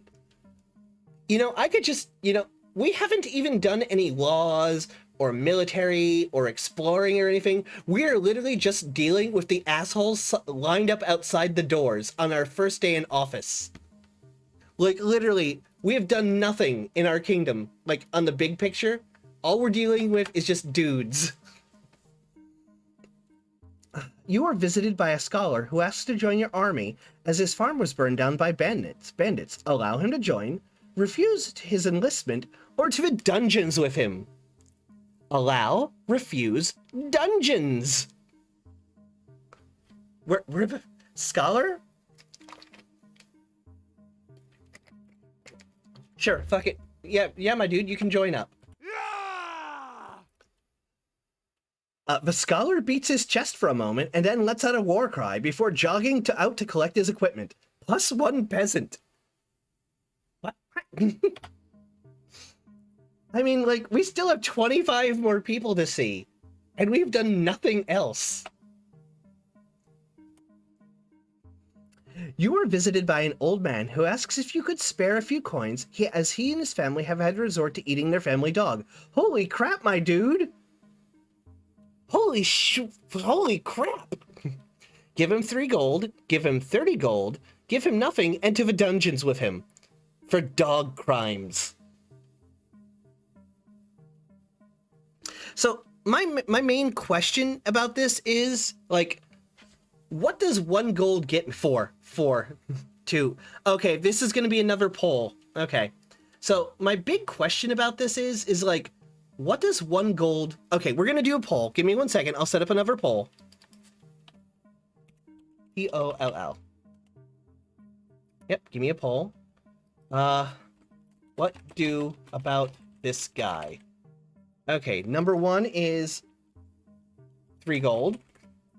Number 2 is 30 gold. Number 3 is nothing. And number 4 is dungeons. Again, as always, I'm going to make it, I'll lower it to 500 points. So 10 bits or 500 points buys you an extra vote, and we're going to set this poll at 2 minutes. And poll is up. No one eats a dog and gets away with it. Poverty sucks, but dog eaters are the worst.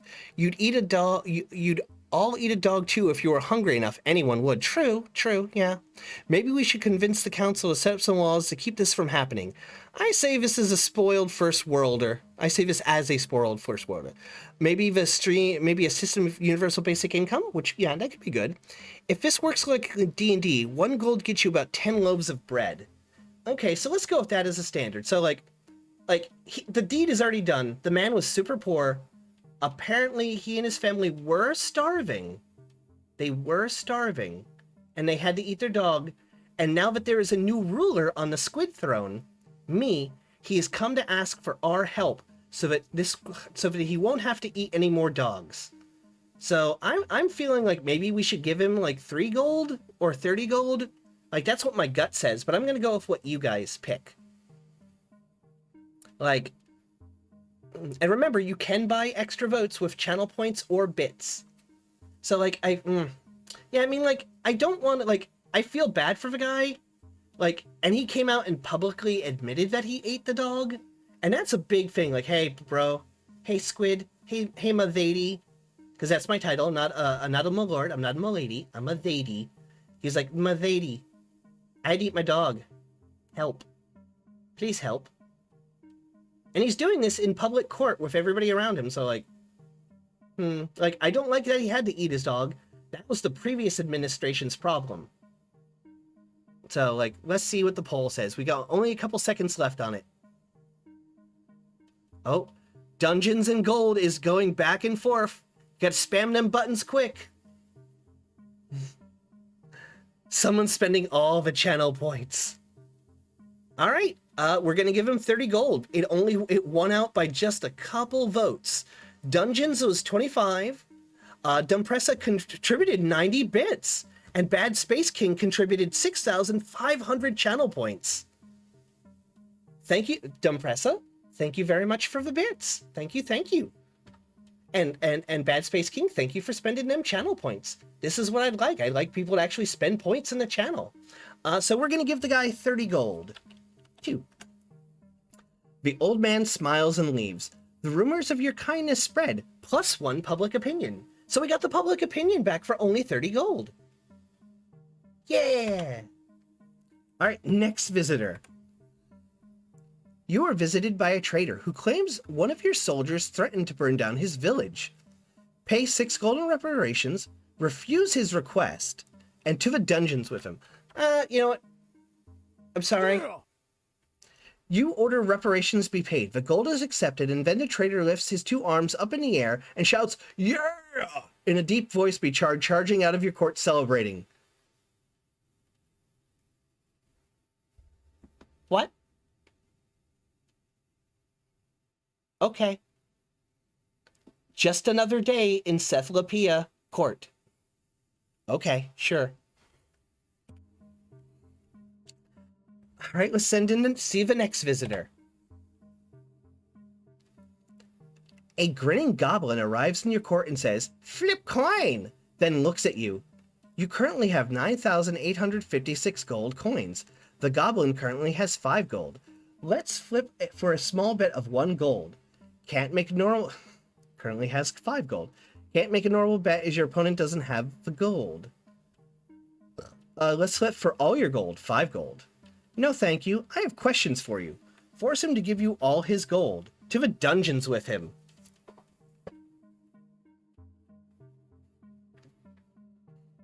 Yeah, you know what, Geister? After this one, we're gonna convene a council and like do some laws and stuff. Green Goblin. Number 5.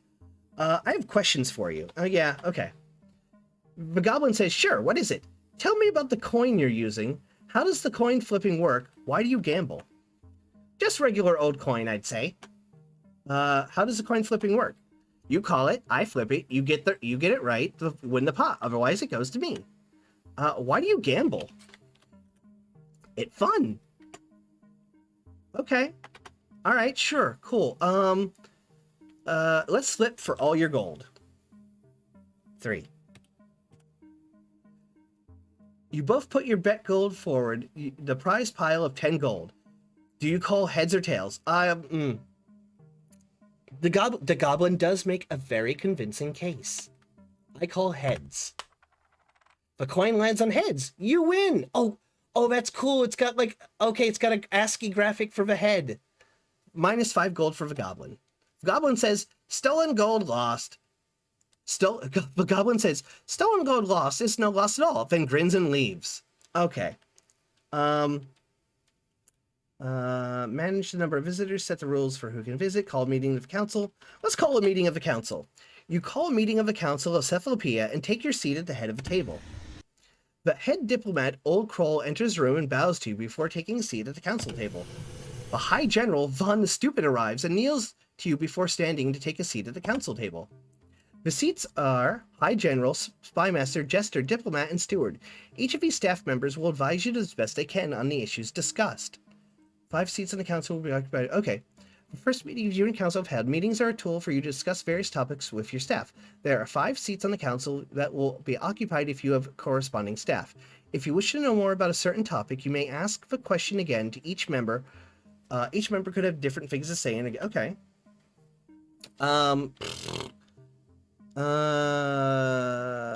Ask questions about finance and harvests. What would you like to ask the finances and harvests? Are there ways to reduce expenditures? Old Kroll, get rid of troops from the army if they have pay. Works about as well as peasants, give or take. Well, your knights cost you a total of 45 gold per year, so if there was too much for you to maybe considering getting rid of... Okay. Okay, go back to other questions. Okay, exit. Set the rules, revisit the tutorial. Exit. Okay. Let's change the laws of the land. Your scribe is brought before you. He unravels a fresh scroll, eagerly awaiting the new laws and edicts. Goblin policies. Your scribe pulls out a scroll of goblin policies and prepares to make amendments to it. 1. Goblin Scourge. Pay 4 gold bounty per goblin head. 2. Ban goblin slavery. 3. Begin the goblin celebration. 1k per turn. We're going to ban goblin slavery. Okay. Your scribe notes that your demands on the scroll and heads off to action them. You have banned goblin slavery. The slavers have been jailed, and the slaves have been freed across your lands. 99 goblins have come to serve you out of gratitude, plus 99 goblin tribals, plus 2 public opinion. All goblin factions like you more now. Goblin liberation. Okay. Exit. Okay. Taxes and subsidies. Your scribe pulls out a scroll and taxes and subsidies fair. You make amendments to it. Remove gambling tax, end banking tax, end land tax, subsidize arena, subsidize militia, more militia recruits. Okay, tax. Nothing really interesting there. Mercenary policies. Outlaw mercenary companies. Regular mercenary groups active. Large mercenary groups cost 2.5k per turn.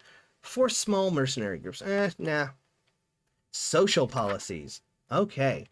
Your scribe pulls out the scroll and social policies and prepares to make amendments to it. You currently have 9,861 gold. Alms for the poor. 1,000 gold per year. I wish I could tweak that number a little. Hire the love cults to increase public order.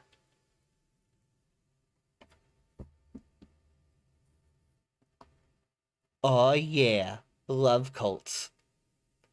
We are a very sex positive and sex worker positive kingdom. Hire the love cults to increase public order. You have no slaves to free. Can I change this?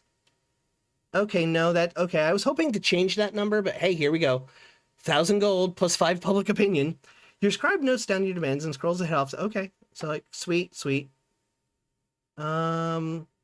All right, we're not going to hire the love cults just yet. Cult of Dionysus, yeah. So yeah, just orgies to get people to like you? Yeah, I guess. Crime policies. Okay, close the prisons, set prisoners free, declare mass execution law, keeps prisoner populations low, declare rehabilitation, 1 gold per turn, allow overzealous arrests. We're going to go with rehabilitation. We got the money. Plus 2 public opinion. This will reduce the bandit level by 1 each year. Minus 2 general bandit level in the realm. Your scribe notes down demands on the scroll and heads off to action them. You declare the rehabilitation program. Now your less serious criminals will be trained in farming techniques and help return to normal life. Yeah. A little expensive, but hey, it'll pay dividends in the long run. Celebrations. Okay, your scribe proposes the scroll celebration prepares to make amendments. We're gonna do 1.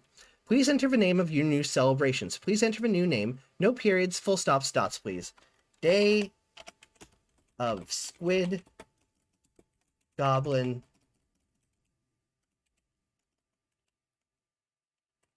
Goblin Solidarity. We'll take a look at our tax revenues in just a minute. Every 2 years. How often will this celebration occur? Just once, this year. Every 100 years, every 50 years, every, I guess every 2 years? Okay. What will happen during the celebration?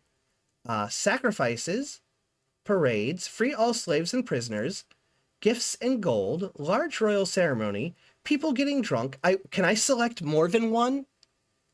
Can I select more than one? I would like people getting drunk. And 3, free all slaves and prisoners. And parades.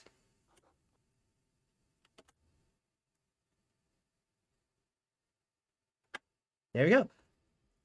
Okay, sweet. Taxes and subsidies. Remove gambling. Okay, is there a thing to... Oh, wait, what's others? Okay. Your scribe pulls out the scroll on other policies to prepare to make amendments to it.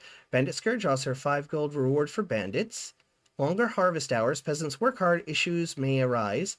Forgive outlaws. Allows outlaws back into society. Force everyone to wear hats. Declare a different number for a current year.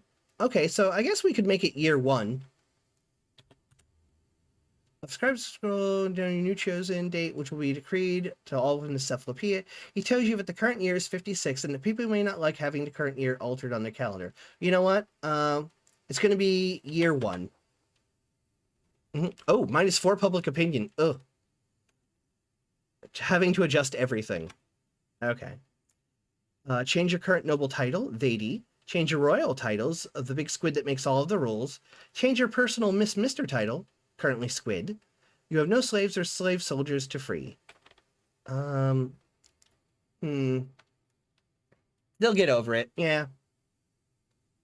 Okay, I don't think there's anything super that we need to do in there.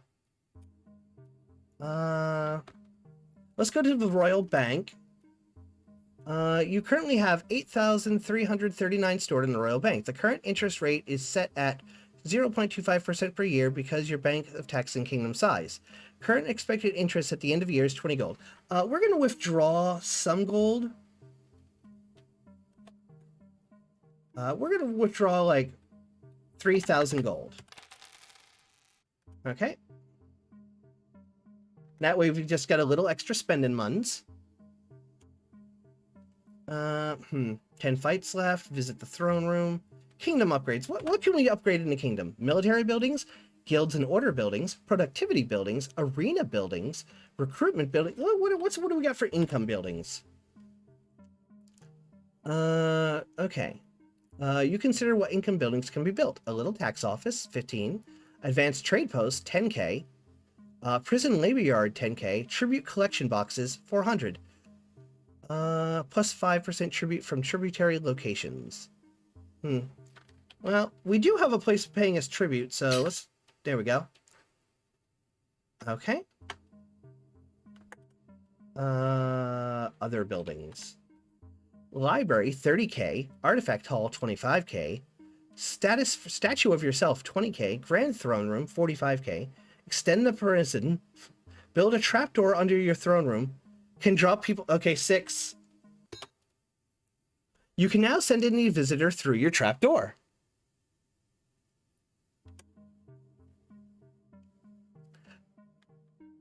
Little Monster Pit, 25k. Allows you to keep a personal monster.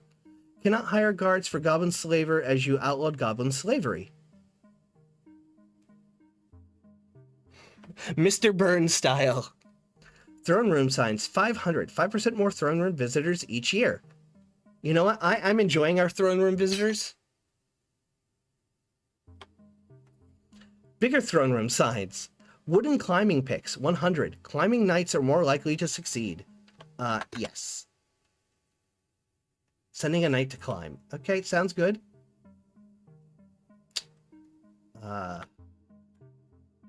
Let's see. Guilds and order buildings.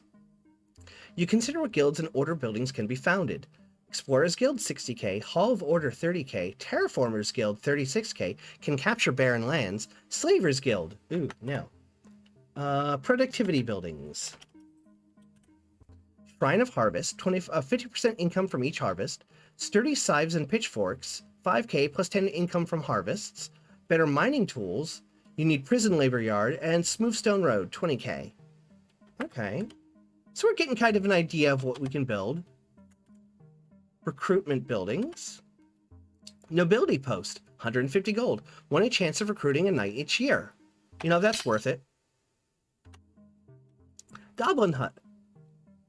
Goblin hut, 150. 1 in 3 chance of a goblin joining you each turn. Heck yeah, more goblins. Goblin squid solidarity. Why we're making knights climb is beyond me, but I'm all for it. Listen, a lot of night quests are up mountains. Goblin huts for 1,500. Plus, bigger goblin huts, please.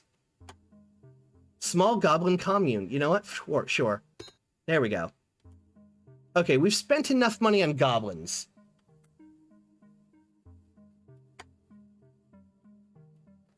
Military buildings. Recruitment signs. More recruits each turn. Yep, military recruitment signs. More recruits each turn. Military old weapon stash, 1k. Plus 10 battle score per unit. Guard, pretend, 6. 7. Yep. There we go. Okay. Exit. Guilds and order buildings. Productivity buildings, arena buildings, recruitment buildings, income buildings. Okay. No one out-goblins the hut. Okay. Let's go back to the Royal Bank, and let's withdraw a little bit. Let's withdraw 2,000 gold, just to help replenish some of the gold we spent on goblins. And exit. Hire mercenary companies, manage staff, arrange diplomacy, change laws of land. Let's visit Kingdom reports, explore the realm. Get some Kingdom reports. View a simple report from last year. Income to nothing of interest happened in the last year. Traders remarkably stayed the same. You've gained exactly what you spent. View your troop count. You have no slaves. Replace kingdom symbol. What? Oh yeah. What? Let's replace that kingdom symbol. Your symbol. Your kingdom symbol is a little icon that appears at the top of your flag. Change the symbol.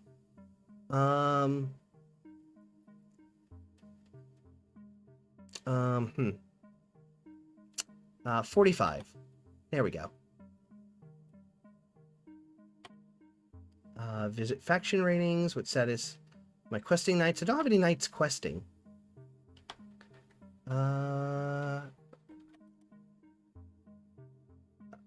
Troop wages. What are we currently paying, guys? Your current troop wages. You can increase or decrease them. You can set soldier wages between 1 and 5 gold per year per unit, and for knights between 3 and 15 gold per year per unit. Higher wages increase your men's loyalty and can draw in more to fight for you. Soldier wage. Let's double our soldier wage. Let's give them 2. There we go, and we'll give the knights a small bump at 4. There we go. Visit other buildings. Ooh, actually, I guess we could lower the knights to 5 so we're making just as much as the soldiers, but I assume the knights are doing more, so they should be paid more? Well, we just doubled their pay and then gave the knights like a little bump. Manage staff and champions. Okay, we don't have a spy master or a court jester. I think a court jester is vital. 3. Hire a court jester. Okay, so 3 potential court jesters are sent to your court. You may speak to each of them and learn their skills and talents. We got Kroll of Smallhaven, Zaitan, the pirate smasher, and number 1, Balgazar, the dragon rider. All right, so 1. Hello, I'm the one named Balsgar Dragon Rider. I would go as far as to say there are a few who can outmatch me in comedy, and I specialize in riddles. I will serve you as loyally as I can while making a complete fool of myself. I expect to pay 52 gold per year. Okay, let's check out number 2. I'm the one named Zaitan, the pirate smasher.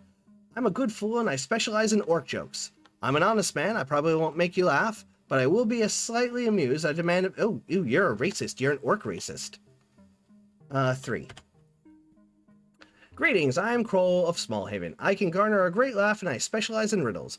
It would make my father proud of me to make a fool of myself in front of a royal. I demand a pay... I'm feeling like number 1. There we go.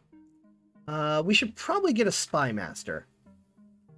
Sir Grillorn, Serlin Mudfoot, and Baron the twice-killed horseman. Yep.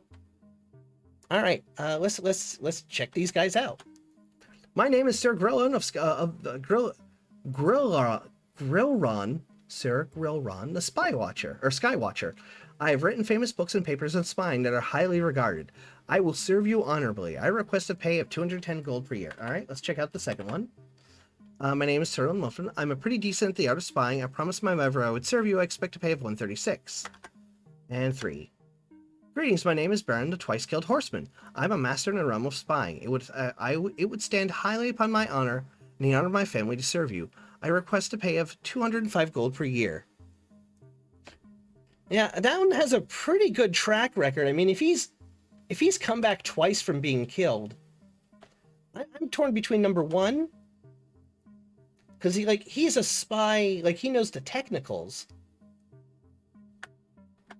And 3, I mean, he does have a good rep.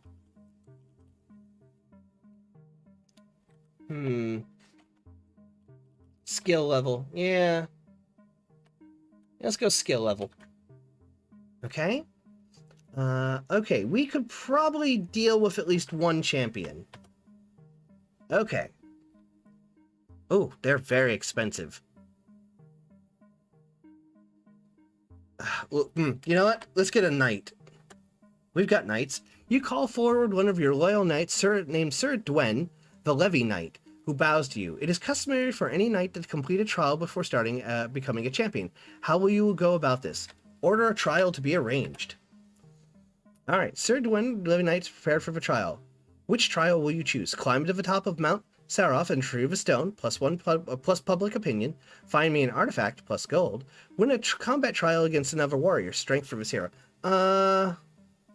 We could use some more money. Get me an artifact.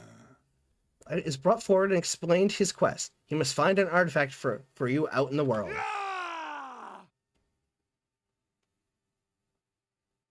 Oh, Adrenal can kick their ass. Your knight trends with a never-ending tankard of ale worth 105 gold, which he has found in a smoking amphitheater. Plus 105. Okay, so cool. You can anoint him with ceremony of tradition, or you could ignore tradition and just make him a knight. You know what? Let's as much gold as he brought back. So we got a 5 gold profit. So he sold it. Dungeon. 1,000 years. You pay for gold and arrange a small ceremony. Here's a sword.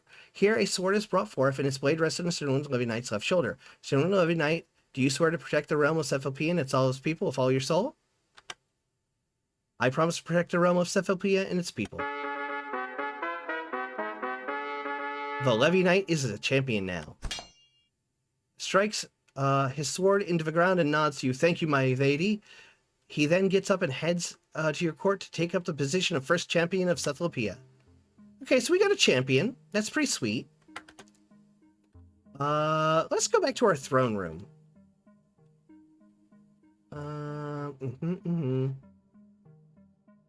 Where was throne room? 7, okay. We're doing the steward's job right now to save money for the people. We're doing the steward's job. That's us. I mean, listen, why have a big squid that makes all of the rules who doesn't do anything? Yeah, we're doing that job. We're doing it. Listen, if I'm going to be a leader in power, I've got to earn my keep. Send in the next visitor. You are visited by a drunk herbalist who wants to join your army because he wants to impress a girl from his village. Allow him to join. Refuse. Open the trap door is a new option. Open the trap door. This is amazing. Oh God, is it always going to be open the trap door now? Oh, this is awesome. Yeah, don't join. Refuse his enlistment. The drunk herbalist says, "Really? Oh, okay. Then well, goodbye," and leaves the court. Next. The guards bring forward a man who is accused of pickpocketing. Ask him to explain himself. Execute this scum. To the dungeons. Release him. Open the trapdoor. Ask him to explain himself. It's true. I'm a monster. Ask the arresting guards for a statement. Execute this bandit scum. To the dungeons with him. Release him. Ask the arresting guard for a statement. The guard speaks. There is a great deal of evidence to prove his guilty, my lady. Execute this bandit scum. To the dungeons with him. Release him. Open the trapdoor. I'm feeling like trapdoor. Like, we could just release him. Probably take a public opinion hit.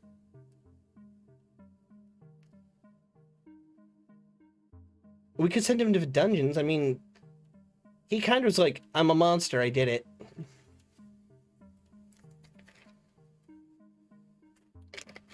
Okay, hear me out.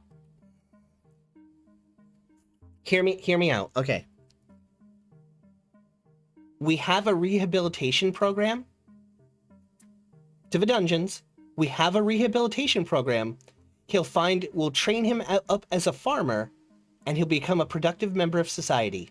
We have prison reform. We have active prison reform. So we can make this better for people. So I'm going to say that this is a to the dungeons. We do also have a trapdoor.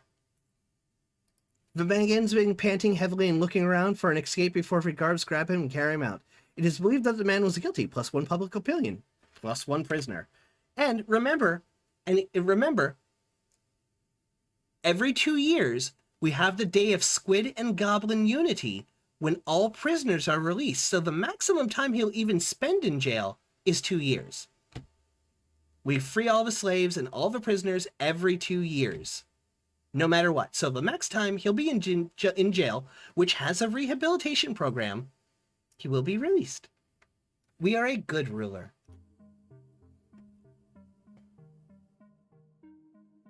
Okay. Actually, would I be better over here? Up here? Okay. Next. You are visited by a small goblin. He looks at you silently and hands you a gold coin.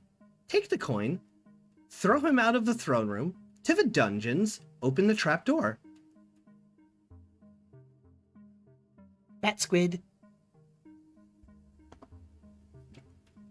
Well, I could be my vampire self up here, like a hanging upside down vampire bat squid.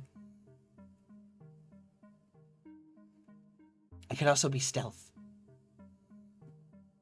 Okay. Boop, back over here. Okay, I say we just take the gold coin. Like, the goblin came here.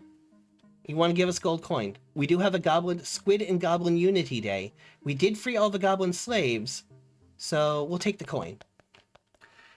You take the coin and the goblin bows to you before running away, shouting things in his goblin tongue. Plus 1 gold coin. Next visitor. You are visited by a small working man who steps forward and says, "My lady, I have something important to tell you." It takes a moment, then he says, "You stink," before running out the door laughing. Okay, why didn't I get to use the trapdoor? Why wasn't the trapdoor an option here? I built a trapdoor.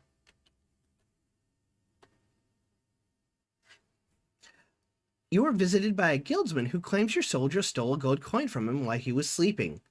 Pay the guildsman a single gold coin, refuse his request, to the dungeons with him, open the trapdoor. I mean, sure, my dude, there you go. But if you order reparations be paid and the gold is accepted and the guildsman faints and falls to the floor, making a large thud, your guards help him back to the and he smiles and nods at you. Minus 1 gold coin. Oh, okay. Next. You are visited by a traveling jester who says, "Hello, I've been saving my best joke for you. Will you hear it? Listen to the joke. To the dungeons with him. Refuse the joke. Open the trapdoor." Tell you what, let me give you my joke first. Nah, we're gonna listen to the joke. We gotta hear that joke. Like, listen, it is very important that we hear the joke. All right, let's do it. What do you call a night in a village full of cannibals? Okay. All right, sure. All right, let's do it. What do you call a night in a village full of cannibals? Canned food.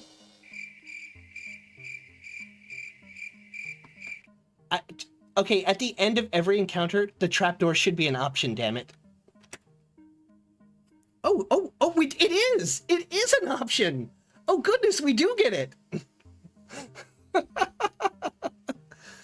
That was a good joke. That was an okay joke. The joke was terrible.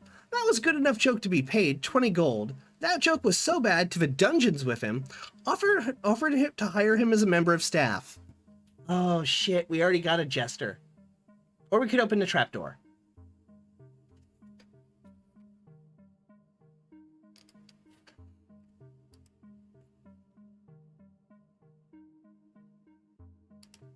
We could open the trapdoor. The trapdoor feels appropriate. It kind of does.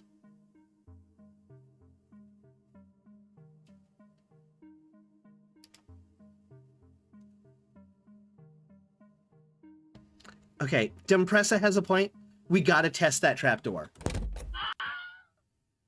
The door is open and the man falls straight down, screaming, all the way until hitting the ground and splattering to bits. Next. Listen, we had to test the trapdoor.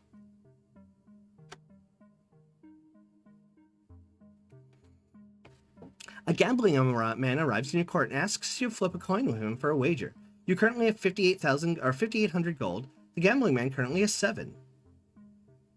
I have questions. Why gamble? Because I have a problem, and is that what you wanted to hear? Okay. Tell me about the coin you're using. The coin I got from a gnome I met on my travels. How does coin flipping work? You flip it, you call it, I flip it. If you get it right, the pot. Okay, okay.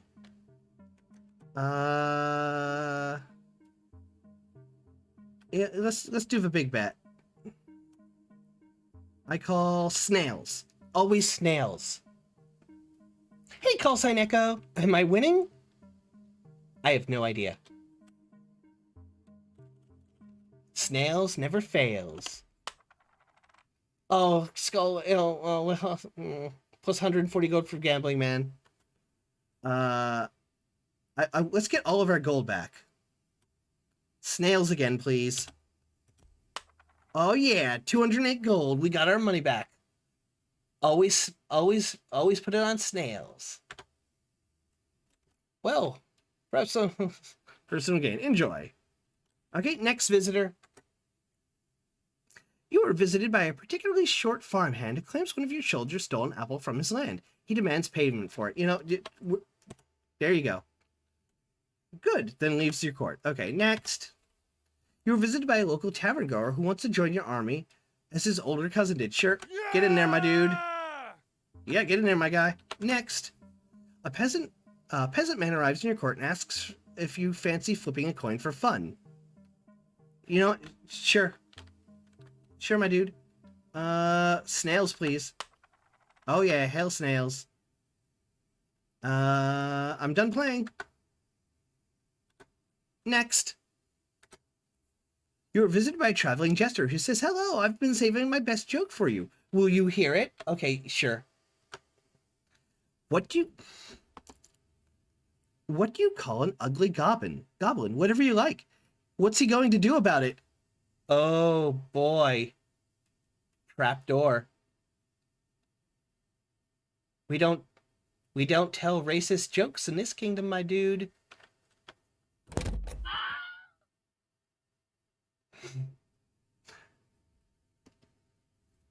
The door is open and men fall straight down, screaming all the way till hitting the ground and splattering to bits. Next. You are visited by a loud farmer who steps forward and says, my Theydom, I have something important to tell you. I swear to God. Your face looks like a bum before running through the door laughing. Jester pile down there, man. Next. The guards bring forward a man who is accused of stealing from children. Ask him to explain himself. It wasn't me. Ask the arresting guards for a statement. The guard informs you he's probably not guilty, but he was arrested for his proximity to reported crimes. Release him. Ben leaves. You later discover the man was not guilty. Yay! Good job, Squid. Next. You're visited by an experienced peasant who steps forward and says, my Theydom, I have something important to tell you. I swear to God, if you fart in my face, dude. Says boo before running for... Listen, there needs to be an option when these people do that to pull the trapdoor. Next. You are visited by a guildsman who wants to join the army because he was told to do so in his dream. Sure, my dude, go for it. Next. A cloaked man arrives in your court and claims to be a changeling. He says for a gold coin he can change his face. Give him the gold coin. Kill him. You may leave. To the dungeons with him. Pay him to do the dance of a changeling. 50 gold. Ask him how he is able to change his face. The secret of the changeling is closely guarded. He answers. The answers lie to the east. Okay. Here.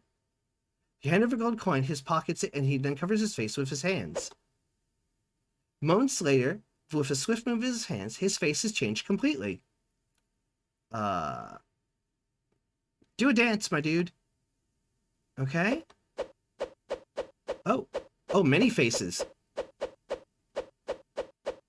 Oh, wow. Many faces. Does it ever stop? People just trolling the big squid who makes all the rules. Times moving so fast, his fuss is flickering out of existence. Okay, that was actually pretty fucking chill. Okay. Give him a gold coin. Okay. All right. Trapdoor now.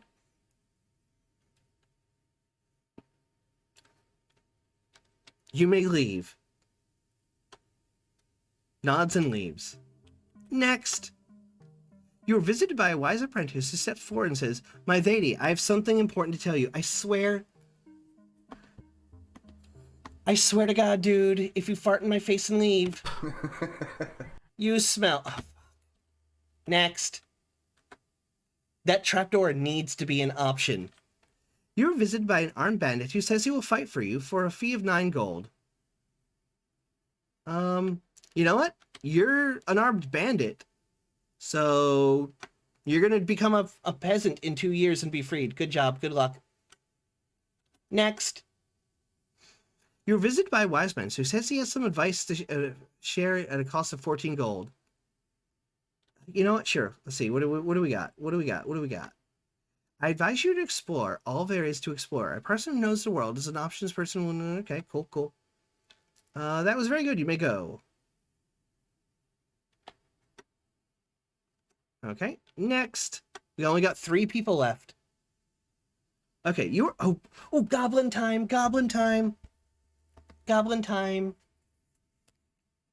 You are visited by a goblin. He approaches, clears his throat, and begins to speak with perfect pronunciation and fluency. Hello, O great ruler. I come from a small and unremarkable goblin village, a fair walk from the borders of Cephalopia. I, while a goblin, am known for my strength of will and willingness to entertain, and dares and bets with my fellow goblins. For example, one were to learn the language of men with fluency. My latest bet was to walk all the way from the village I hail to the fine court of the mighty ruler of Cephalopia, and request but a single gold coin from the reigning monarch before heading right back home. It would be a great honor if you could assist me with my challenge, though I understand if one such as yourself would not wish to participate in the mindless goblin games. He then straightens his posture and awaits your decision. Give. Sure, dude, that sounds like a great bet. You give the goblin a single gold coin. He jumps and cheers in his strange goblin accent. He eats the coin and pukes up 2 gold coins. Your guards reluctantly take the coins to be washed. Okay.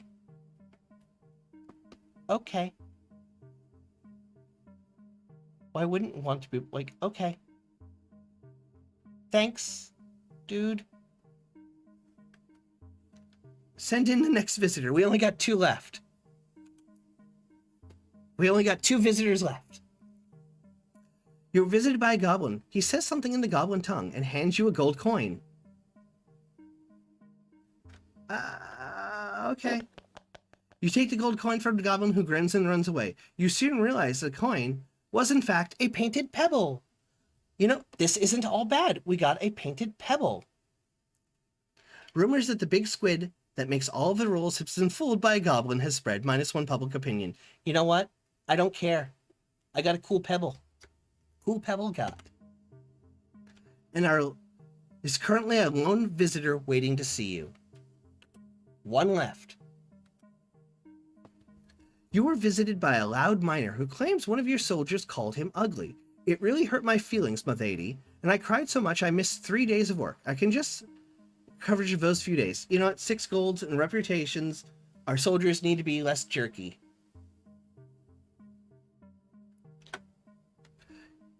And that could be it, Snufflex. Bless you with all my heart, Big Squid that makes all of the rules. Okay. Whew. I said over rules, visiting throne, call meeting of council. Alright. Where is explore? Here we go. Explore the realm. Let's head to the west. Okay. Denland is one of the most peaceful places in all of the realm. Little more than farmland and workers, and hardly any room for trouble at all. The land is fertile, and the folk are mostly happy. Denland. Minefront Mine, Magic Theater, Wishing Well, Gibbering Monk, Small Haven Militia, Magical Fruit Farm. Oh, hey! That's where the Magical Fruit Farm is. The Gift Tree. Wagonman's Post. Can we go to the Magical Fruit Farm? You currently have 5,807 gold. You come across a bizarre sight, a strange-looking building surrounded by a farm full of bright purple crops. The owner of the farm comes out to greet you and welcomes you to his magical fruit farm. Ah, okay. Okay, so this is... we found out where the magic fruit comes from. Buy a barrel of the fruit. Let's buy 4 barrels. So I guess the fruit guy was legit. Okay, exit. Where else do we have? The Gift Tree. The Gift Tree is considered by many across the land to be a gift from the gods. Most Denlanders believe the Gift Tree is the work of magic, though some take it to be a more of the divine gift. Touch the tree. You touch the Gift Tree and find at your feet a bag of 80 gold coins. Okay. Pretty sweet. The Magic Theater? You come upon Montfort. Montfort Mine, a large mine complex marked with spears prodding out of the ground. The place is filled with miners, chipping away and piling it. Oh, did I hit the wrong one? I think I hit the wrong one. Yeah. You were informed this mine is controlled by the Harlow Mining Company, which is a company run by peasant miners. Then speak to the master of the mine. Speak to our random miner. Let's 4. Ask about the mine. Here's from some time. Good mine, lots of ore inside. Wouldn't swap it for any of our mine. Okay. Ask about the west. West is our home. I won't be ignorantly claim that it's the best place, as I haven't been north, east, or south. I will say, however, that the west, or at least where I have been, is very, very nice region. Yeah, let's see how the people are treated. Exit. Speak to a random miner. I'd wager I could hit harder with the pickaxe than a knight with his sword, you know. Do it again? I broke my pickaxe. I hope I don't have to pay for it outside of my own pay.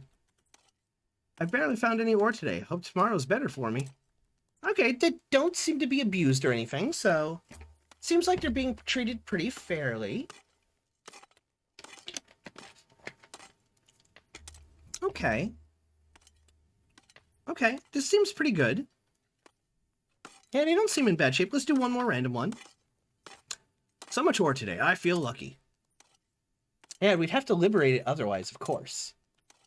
We'd have to return the means of production back to the workers if they were being treated poorly. Okay, the Wishing Well. There are some who rumor that the well has been touched by the sewage of a magic theater nearby and gained its magic. Others say it was blessed by a wise master mage. Some believe it is just a well. Throw a coin into the well. You throw a good coin into the well, and the coin hits the wall in the well and shatters into pieces. Throw another coin. Every brick on the way down. One more. Okay, one more. Okay. It's just the well. Let's hit that magic theater, though. You approach a magic theater, a strange place run by an eccentric mage. There are numerous performances you can watch for varying fees. Watch the Magic Fish performance, watch the Arrowhead performance, watch the Decaying Demon performance. You cannot afford to buy the Magic Theater. Speak to the eccentric mage. As you approach, the eccentric mage hisses at you and says he does not like speaking to people. 5. 5. Okay, cool. Let's watch the Magic Fish performance. The mage takes your gold and says, "Behold, no refunds," and then flicks his withered blue hand. Okay. A fish. Cool. The visage of a fish flies across the room and fades out. It was magical, but you feel underwhelmed. You know what? Big money. Decaying Demon. The mage shakes your gold and says, "Behold, no refunds," and then flicks his withered blue hand.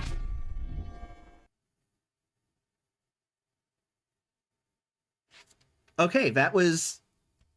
Okay. That was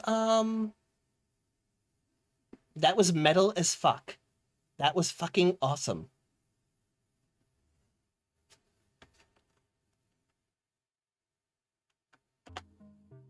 Okay. We're gonna buy this theater in the future.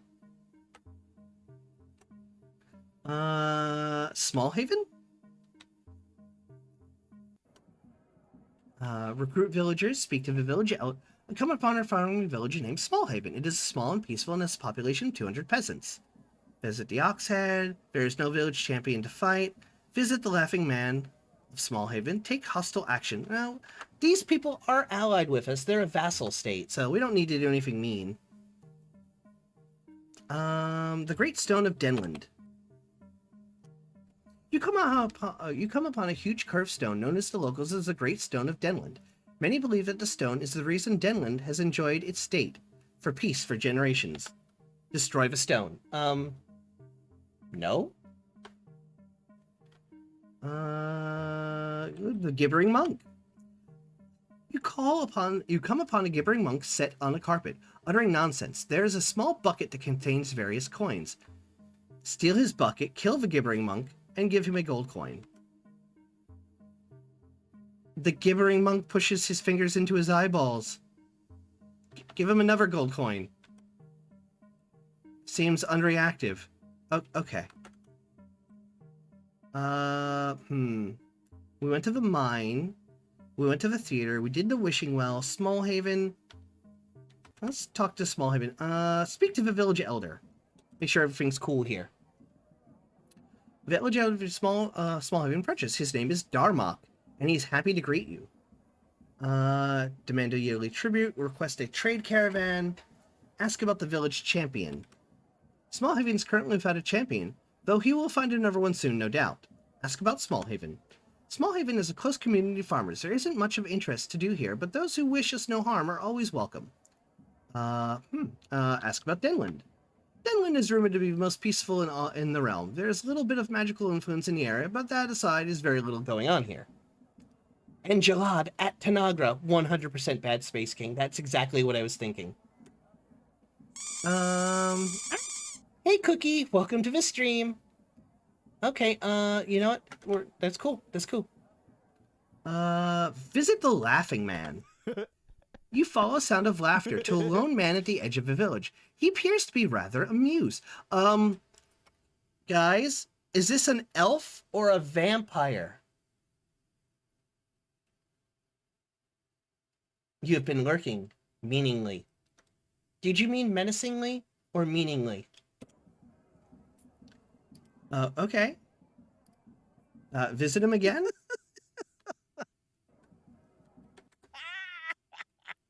Okay.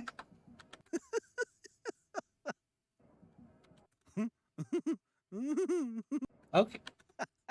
Sure. Okay, cool. Okay, exit. Let's head out again. 20 of 40 places explored. Let's go to the east. Let's head east this time. The Eastern Grasslands.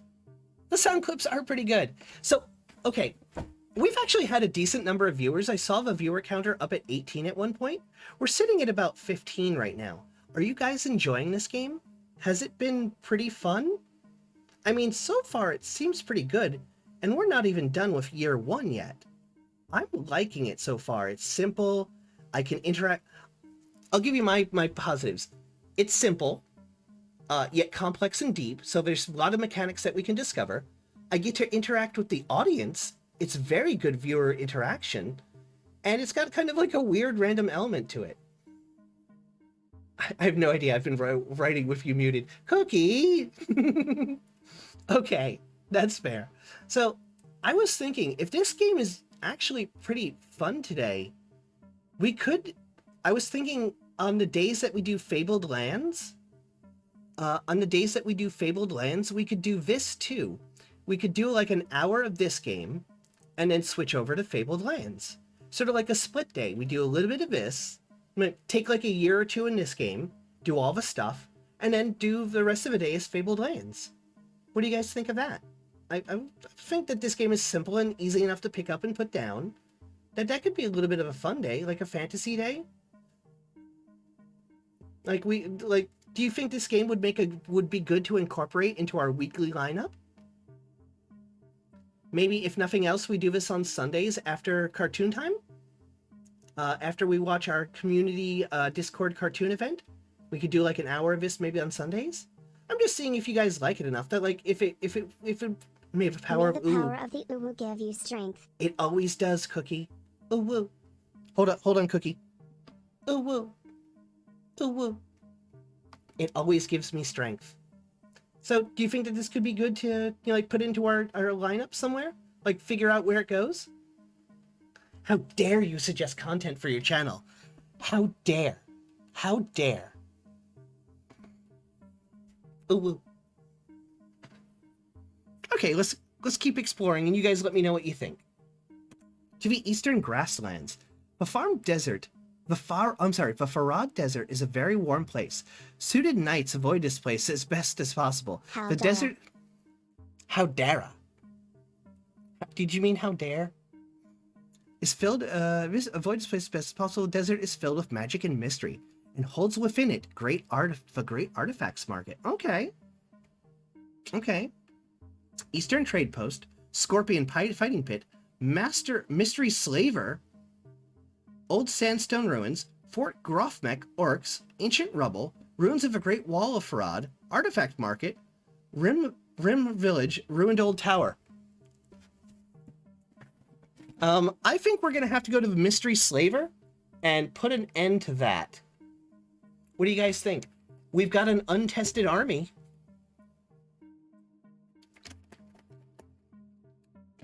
We have an army we could use. And our army is basically mostly freed slaves. Yep, here we go.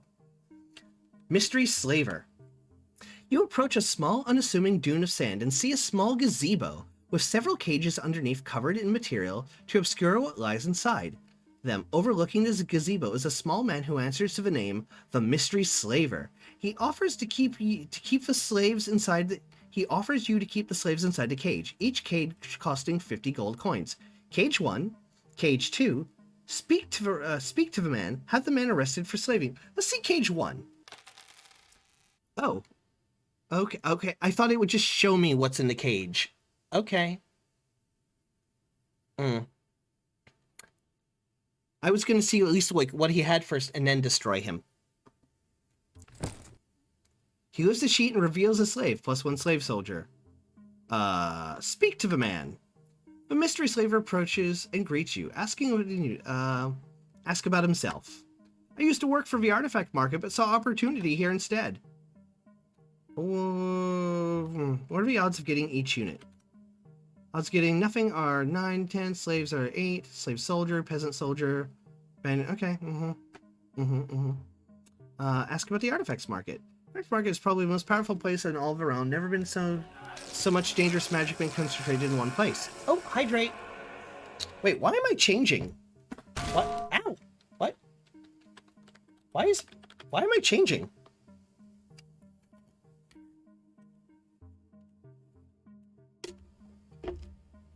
I think oh, did I have it set? I have it set as page down. I must have hit page down by mistake. Oh no. Cookie! Oh no, here it comes. Oh no!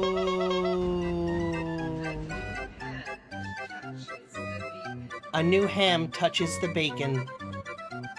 Ah, Geister clown nose. Okay. Ask where he'd get the slaves. They come from a small group of slavers who live near her. They visit daily to check in if I need more of it, grab whatever we can to sell it to me. Okay. Why are you so small? My mother was a gnome. I guess my father was into gnomes. Jesus Christ. My mother was a gnome. I guess my father was into gnomes. It's not been easy, but I've been surviving well enough. Okay. Vampire Pank is too powerful to contain. Okay, okay, we've asked about him, where he gets the slaves. 5. Tell me about the desert. Flood desert is surprised there's lots of strange things. Okay, good for him. Exit. And I feel like we should buy all the slaves first. Because we are just going to arrest him at the end. Feels an empty cage. You fucker. +1 night. Okay. Sweet. 5. You have the man arrested and taken away. His operation is disbanded. The slaver's 1,400 gold is seized. He cries as he is carried off. +1 prisoner. Any key to continue. So, capturing this one slaver. Okay, capturing this one guy has paid for our entire rehabilitation Cookie! Oh, it's gonna go right by me this time. It's gonna go right by me. There it goes. There it goes. Dodged. No hand touches the beacon. So, this kidnapping this slaver, like economically, what it has done, it has paid for our rehabilitation program in the dungeons where he just went. He's a prisoner. It is actually a little bit more than paid for that. So we made back our entire rehabilitations program with this one slaver arrest. Now, since we... Yeah, wow, Pink dodged. Yeah, now, since we have a Oh, you can't get me now either. Avoided the beacon. Ah! Hacks. Well, I'm in jail now. And we got a knight. And all of our money back. So this is actually pretty sweet. This is actually pretty good. And since we have a rehabilitation... Ow! Ouch. Since we have a rehabilitation program, in a year, or however long the rehabilitation program takes, he'll become a farmer, and at the most, on the day of Squid and Goblin Unity, he will be released because we free all praise... Because on the day of Squid and Goblin Unity, every 2 years, we free all prisoners and all slaves. Okay, let's head to the Eastern Trading Post. Upon a small trading post settled on a dune, this is known locally as the Eastern Trading Post. You enter and are greeted warmly. Speak with the trade post master. Who are you? Malik, head of trader here. What do you do here? Make sure men are happy and make sure passing caravans are doing their jobs. What do you trade? Anything we can really. Whatever is currently in demand, we send caravans out to Farad to buy goods and then bring them back in Farad to sell them. Sometimes the other way around. Tell me about the Farad Desert. Not a great place for trade, but we do have something of a monopoly on caravanning here, so I can't complain. Where are you from? From the village of Rem and Theydom. I'm a local to these parts, that's why I've been able to carve out a living here. How much money is the trade worth to me? How much money is trade with you worth to me? The deal would be to make somewhere in the range of 100 or so gold per year, so maybe a little more if you have better roads or a bigger trade post to allow for better trading capacity. We don't claim to be able to make anyone rich, but every little bit helps, right, my Theydom? My Theydom? Goblin Squid, woo woo. Yeah. Oh, Zachary, weren't you here? We declared a national holiday. Every 2 years, we celebrate the day that we freed all the goblin slaves and freed all slaves, as the Day of Squid and Goblin Unity. It is a holiday that is celebrated by drinking, parades, and something else that I forget. I think it was drinking, parades, and something else. Okay, exit. Oh! Cookie! freeing all prisoners. Yeah. Oh boy. Cookie. You were determined to hit me, huh? Fine, I suppose. A new ham touches the bacon. A new hand touches the beacon. Okay. Here we go. And back. Okay. Trade with the Eastern Trading Post. The trade postmaster bows and says, "Good, I agree to the trade. Let us both become moderately more wealthy because of this deal. You now have a trade route with the Eastern Trading Post." Okay, sweet. Exit. Where else? Scorpion Fighting Pit. You pass by a small walled pit surrounded by drunken, angry Easterners. As you are near the pit, you discover there's a scorpion fighting pit with folk betting on the outcome of fights. The pit has 300 gold to be won. Watch a scorpion fight, bet on a scorpion fight, speak to a random spectator. You don't have 22,000 gold to buy the pit. Attack the scorpion fighting pit. The Bidoof. The Bidoof. Let's speak to a random spectator. 25 gold turn fee is a lot of money, but you have to draw on the biggest crowd, so I understand. Speak to another one. It's pretty easy to win here, just bet on the meanest sounding scorpion. I've never caught dead neighbor scorpions. If I saw one close, okay. Booba.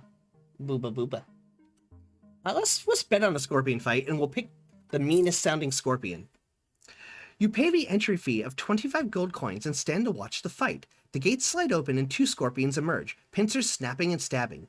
You watch as a red Deep South Scorpion and the Fast South Scorpion charge in to prepare to fight. Press any key to continue. Okay, so do we bet on the red Deep South Scorpion or a fast Southern Scorpion? Red or fast? I think red sounds meaner, but fast sounds obviously quicker. What do you guys think? Which Scorponi shall we bet upon? Give me the name of the Scorponi to bet. Gotta go fast.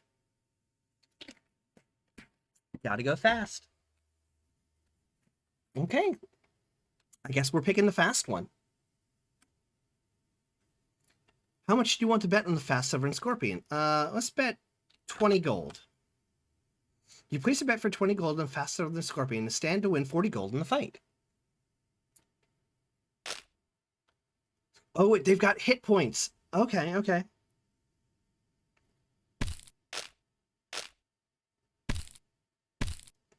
Oh, it's coming. It's going to be close. Uh-oh. We lost the money. Okay. Let's go to the old sandstone ruins next.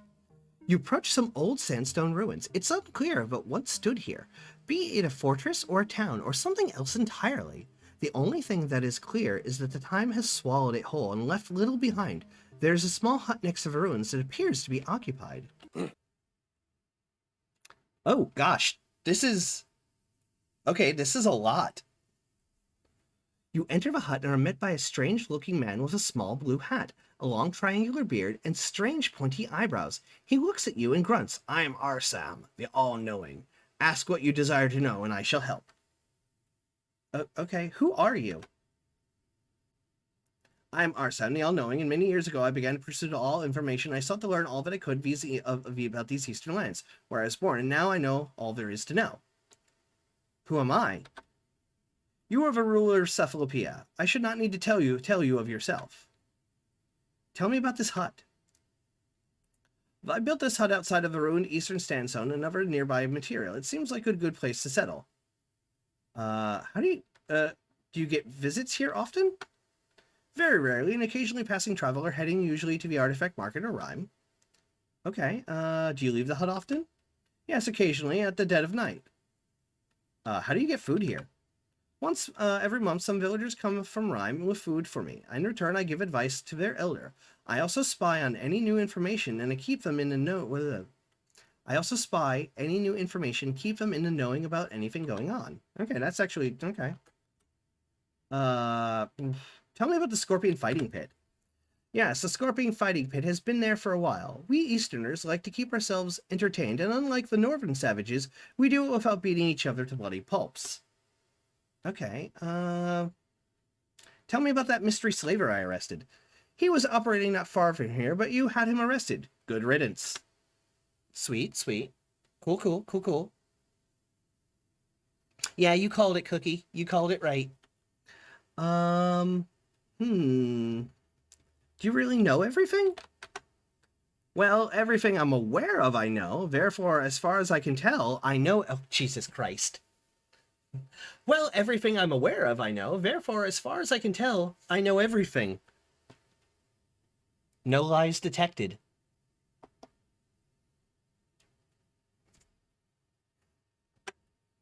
How do you survive here? I brought food by the villagers of Rhyme. Okay, north, south, east, west, ruined. Tell me about the ruined old watchtower.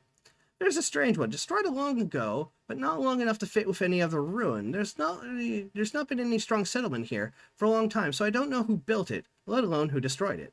Okay. Why are your eyebrows so long? It's a gift. I've always been endowed with, although it certainly wasn't as fun in my earlier years. Chill. Cool. Cool. Okay.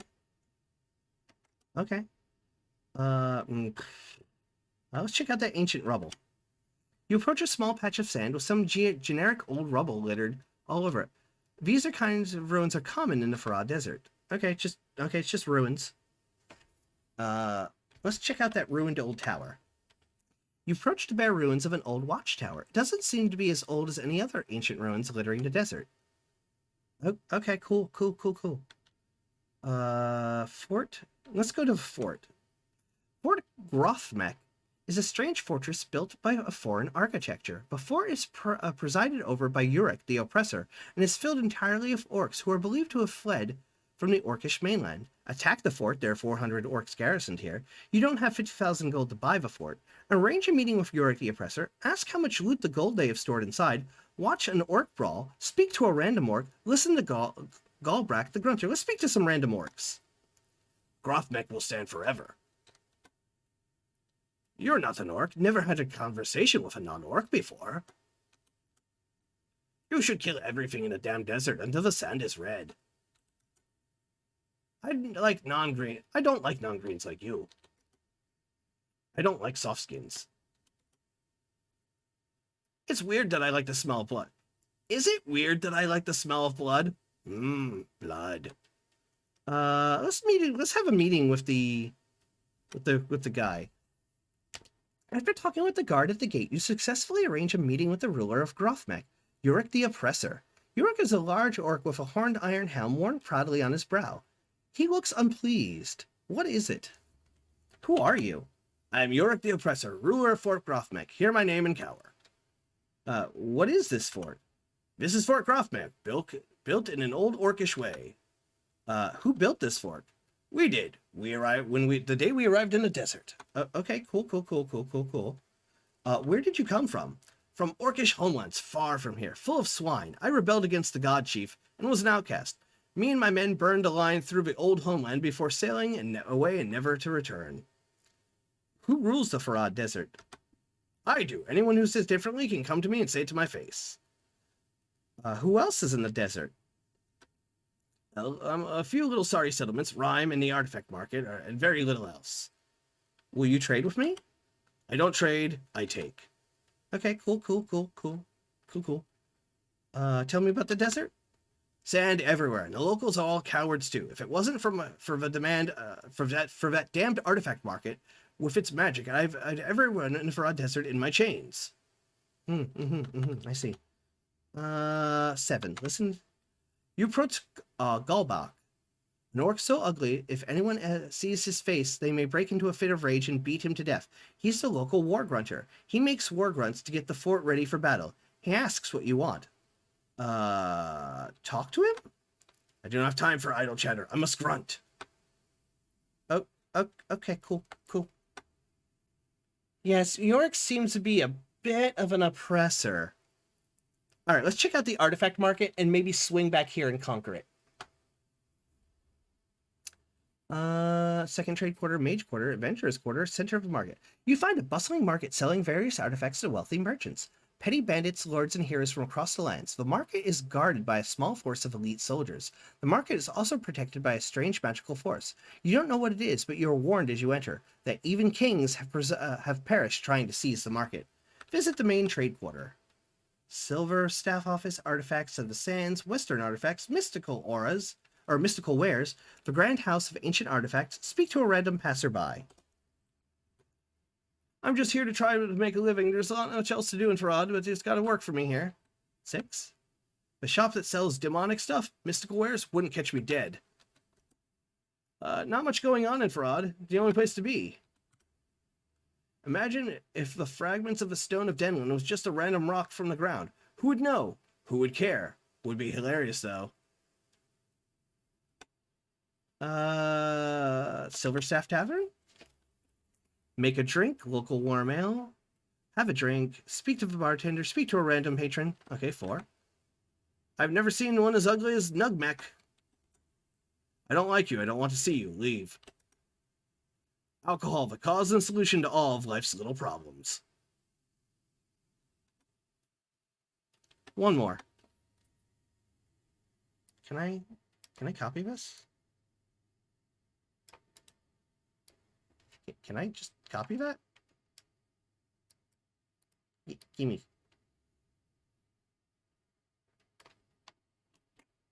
Can I put that in chat? Oh, that did not work. It did not work at all. You just met Homer Simpson. Best end of day with a good drink. Wizard Chilled Ale. Phew. +1 drunk level. Almost struggled to finish it. Almost. Oh, okay. View of a silver staff. You approach a pedestal in the center of a tavern. There's a plaque which reads, The Silver Staff, namesake of the tavern. It is a long silver staff, and its base has a small ball with 3 spikes on it. And on its tip is a large candelabra-like piece, also made of silver, has 2 holes in it, and a strange half-moon-like top. The staff looks as though it is of magic properties. Okay, that seems like a Sailor Moon item. Play Dragon Wench Knight. You approach a man who sat with 3 stranger small figures that loosely resemble a dragon, a knight, and a wench. He asks if you wish to play Dragon Knight Wench. Play Dragon Knight Wench. The battlefield lies clear, waiting for the fight. Oh no, it's time to duel. We will send a wench. The wench meets another, and they have a heated discussion. It ends in a draw. Send a knight. Whenever a battle ends with a draw. Send a dragon. It's met by another dragon, and they fight is short before. Okay, so I guess this is like rock, paper, scissors. Your knight is met by the wench, who disarms your knight and submits him to her ways. You lose. Oh, okay. Okay. Speak to the bartender. You approach the bartender, a strange elf-like creature who identifies himself as Nugmek. Who are you? I'm an elf. If you want to know about my face, it's a demon's curse. It's a long story. What are you? I'm an elf. If you want... Okay. Who are you? I'm Nugmek.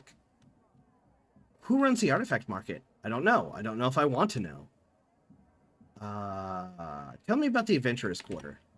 The Adventurers Quarter is an interesting place. Lots of fun tales and interesting stuff going on there. The adventurers are at the backbone of the market in some ways. Many of them are the ones who retrieve the artifacts, which are subsequently sold here. Okay, cool. What is Wizard's Chilled Ale? It's ale that's been kept cold using some wizardry. Usually drinks from here are warm. Of course, it costs more for that privilege. Okay, chill. Cool. Tell me about this district. This district is the most popular part of the market. This is where all the biggest and best artifact shops are. And of course, the best tavern. Okay, cool. Exit. Visit the artifact stands. Buy the plague box, 56,000 gold. Ask about the plague box. The play box is a box rumored to be older than any standing kingdom, older than the oldest tree, and perhaps the older than the ancients. The box was sealed with long forgotten magic, but scribes translated the seal as best they could. It roughly translated to fear and millennia. Fear and millennia. And seal of magic is weak, and the box could probably be opened, but I advise against it. There are many who believe opening the box will end the world as we know it. And it's only 56,000 gold. Oh, I'm sorry, 560,000. 560,000 gold. Buy the golden telescope. Buy the fiend for fear. Okay, no, cool. Western artifacts. Fragment of stone of the Dalelands. Fragment of stone Dalelands, a small piece of the great stone of Daleland. It was stone that was larger to the protection of the province, according to the locals. Stone of talents. Okay, this is all very expensive stuff. Mystical wares. Horn of demons, demonic shield, staff of Dumble. Tell me about the staff of Dumble. The Dumble staff is the only surviving relic of a once-great house of wizards known as the House of Dumble. Those who descended from the house are said to bear the name Dumble, most commonly Dumbleletweed, and Dumbleflock. Should the descendants of the House Dumble hold the staff, they will find their power doubled. Okay. The Grand House of Ancient Artifacts. Scythe of Fertility? Ask about the ancient scythe. The fertility is a bizarre artifact. I once had the inscription of it looked at by a guild of scribes. It was mostly intelligible. They did manage to read one part. It seems as though the scythe was a gift from a great ancient city who had fallen on hard times. A gift from one of the greatest wizards of the ancient lands. It is unknown how it works, but the ancient magic within is still strong. Okay.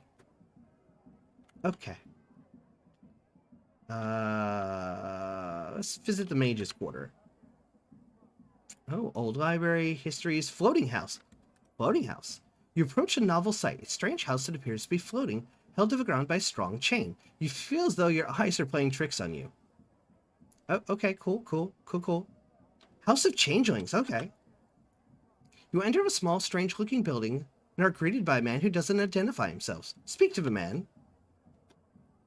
You approach the guildmaster, a man with a strange hat and a white headband and a face scarf. He looks at you with a strange expression. Who are you? I cannot say who I am, as I have no name. Tell me about changelings. We are men who can change our faces. No one and everyone. Okay, cool. How do you become a changeling? You can't become what you already are. Okay. Am I a changeling? Yeah, I think we're gonna need more money. Read the Book of Changelings. Ever there and ever here, we are there, but never near. But when we come, thou dost fear, for we come just for you, my dear. They appear to be many more pages, but they have been destroyed. Okay, cool. Exit. Visit the Blue House. You notice a strange house painted completely blue. Enter the house. You notice the expressionless and idle man sat cross-legged, completely blue in complexion.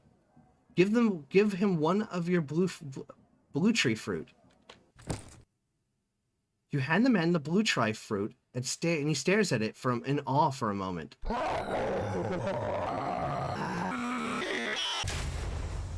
What?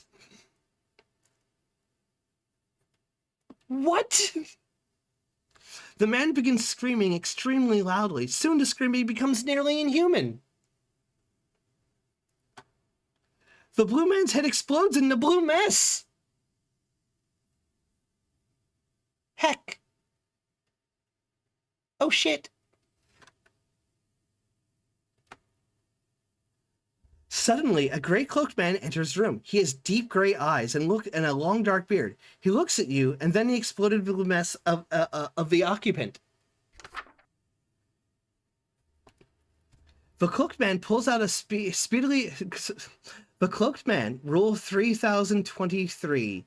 The cloaked man pulls out and speedily flicks through a large yellowed scroll entitled Market Rules, and then says, "Aha!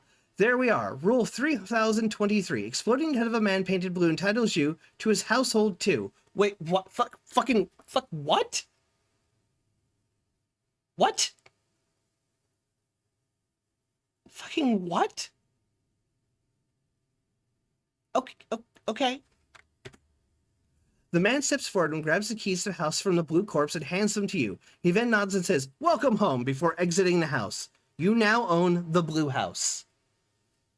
Fucking what? What? Like, oh, okay.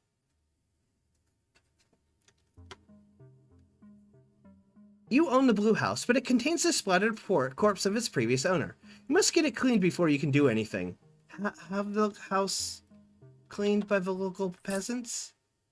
You pay the meager fee, and 2 desperate peasants clear and collect all the blue mess until nothing remains. Rent the blue house. Okay. This is a prime location, so I guess we're going to rent it for 100 gold a year. You quickly find some willing occupants and will now get 100 gold of rent from the taxpayer, from rents from the property each year. Okay. Okay. Visit the Artifacts Market chapter of the Mages Guild. Looking at the group of mages, local chapter in Mages Guild. Speak to the guildmaster. You approach the guildmaster, a man with a strange hat and a white headband and a face scarf. He looks at you with a strange expression. Who are you? I'm Grandmaster Shalnazar. Who runs the artifact market? No. Tell me about the artifact market. I don't have time for this. See it for yourself. Tell me about the Mages Guild. We are an order of mages who attempt to study the world and enhance our knowledge of magic. What's behind those doors?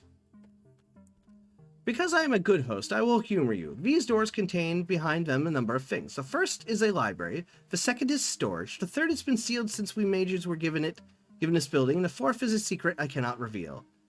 Can I enter the fourth room? Not a chance. Okay. Okay.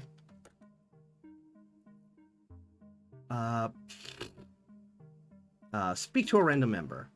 You're a strange one, aren't you? Never one? I feel an uneasy presence. We are several guilds around the land. I feel an uneasy presence. Oh no, I used the wrong concoction. We have several guilds. Okay, cool. Unnamed shop with a red skull sign. You visit a small, unassuming shop. There are no name on it, only hanging a sign with a red skull painted on it. Enter the shop.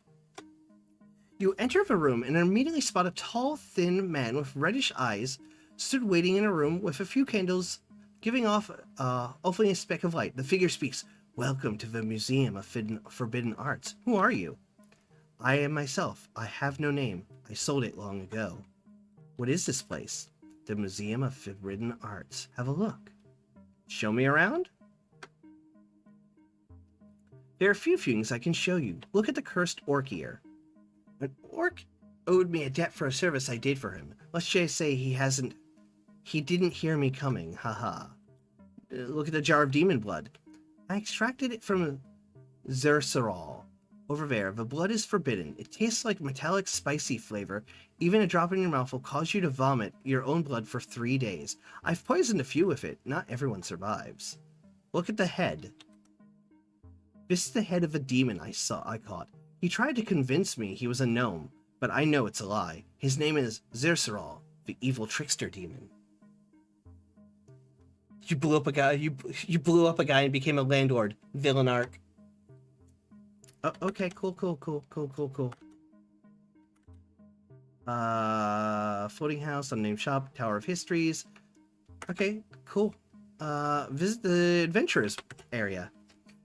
3 Blades Inn. Watch an enchanted brawl. Market champion post. Oh, that sounds cool. You approach a champion post and you see a fairly tough-looking warrior stood on a platform with a sign saying, "For hire" beneath it. Hire Sir Elffire, the horrible war winner. Ooh, 226 battle score. No. Discount artifact. Ooh, Goran's discount artifacts. You approach Goran's discount artifacts, but it is closed. A sign hangs on the door. It says, "Sending underpaid adventurers out to gather artifacts. Come back next year." Okay. Okay. Okay. Let's visit the village. You come upon a farming village named Rhyme. It is small and peaceful. It is small and peaceful. A bell tolls and chickens roam the dirt paths, weaving between the homes, while the occasional cart of goods rolls past. Rhyme has a population of 50 peasants. Ooh, snail racing. Bell tower. Speak to the leader. Oh, I didn't, okay. We got 3 peasants. I selected the wrong one. There we go. The elder of a village of Rhyme approaches. His name is Atik. He happily greets you. Rhyme is a small village. We do what we can to survive in these harsh lands, mostly through farming, though the land is not fertile. Ask about the village champion. Soon, no doubt. What is this red crop you grow here? Redweed. It is not the best tasting food for a soup, but it is certainly a stubborn one. What does that even mean? Not best tasting food, but a stubborn one? It is the only thing that grows here, and we have nowhere else to go and nothing to eat. Eating is not particularly pleasurable time for us, but we survive. Request a trade caravan. Rhyme would be pleased to trade with you, although we have little to offer besides our crops. You now have a trade route with Rhyme, plus 10 relation with the Rhyme village. Oh, okay. Alright, cool. Visit the bell tower. Bell tower has been used in times of danger, but is mostly used to detect high winds which sometimes sweep out of nowhere. Okay.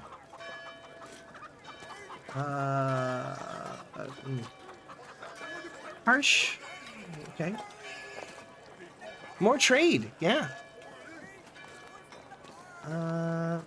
Visit the old storyteller's hut. Okay, you visit the old storyteller's hut. Once inside, an old man who looks related to the village elder. You come for a story, Ben. I have a few. Which would you like to hear? Tell me about the goblin. The tale of Nephro and the Goblin Legion. Oh, crap. It's a big one. There once was a man named Nephro, a hunter by trade, born in the West. One day, bored of his humdrum life in Songwood, he began to travel, hunting and trading on the road. Nephro found himself in Farad, hunting the now extinct desert mole. On hot pursuit, one of those moles, he fired an arrow. The sound of it was not made by the mole shriek, only belonged to a goblin. Before he knew it, he was surrounded by a goblin warband, angry and armed. Along against the warband, Nephro was surely doomed. Oi! A shout from the over the dune. Suddenly, a hunting party from Rhyme arrived, firing on the goblins and scaring them off. The relieved Nephro thanked the men and lived here in Rhyme for many weeks, teaching the locals his hunting techniques. One night, a nightmarish sound, goblins, a local pack known as the Goblin Legion, had arrived. They began their attack on the village. A harsh fight took place, and hundreds of goblins were slain, with the village almost entirely destroyed. Good old Nephro slew over 20 goblins in the battle, but was shot twice through the mouth and killed. The Legion, however, was done, and the village shrank in memory of Nephro for years afterward. May he rest well. Okay, that was words. Okay, let's head out. Okay. Let's explore east again. Ah, okay. The parched lands. This is an uncomfortably warm place. It is full of dry rock and hard and sands. Little life survives, and there is a rumor of demonic whispers here, but no one knows the truth. Lava pit, ancient old camp of Surik, burned village, totem of Zone. I don't like this place. We're out.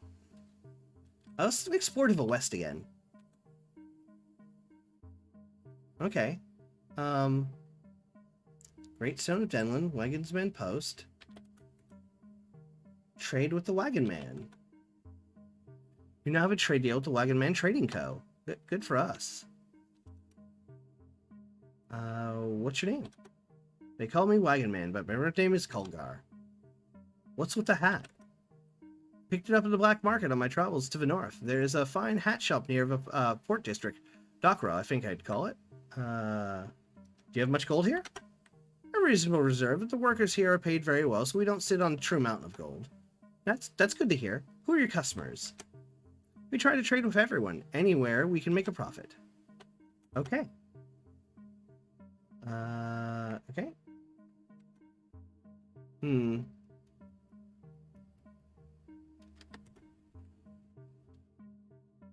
Ask him if anybody's seen anything. Nobody starting fires, my Theydom.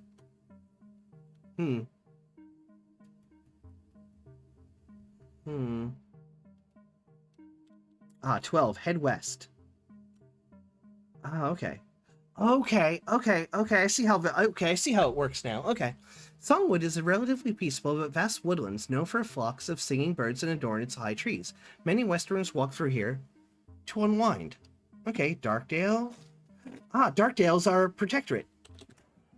You enter Darkdale, a small city tucked into Songwood Forest. It is ruled by King Ravine under your name as a vassal nation of Cephalopia. Darkdale has a population of 15,718 people. Let's go to the market district. Dark Brewer. Oh, lots of stuff. Slap a goblin stall. You approach a stall, they hear a voice. Step right up, slap the goblin for only 2 gold coins per slap. Come on. The man noticed you and bows. You can have the first slap free, my Theydom. Speak to the stall owner. Slap the goblin free. Speak to the goblin. Have the stall closed. Let's speak to the stall owner. Who are you? Bargon, local businessman I am. What is this stall?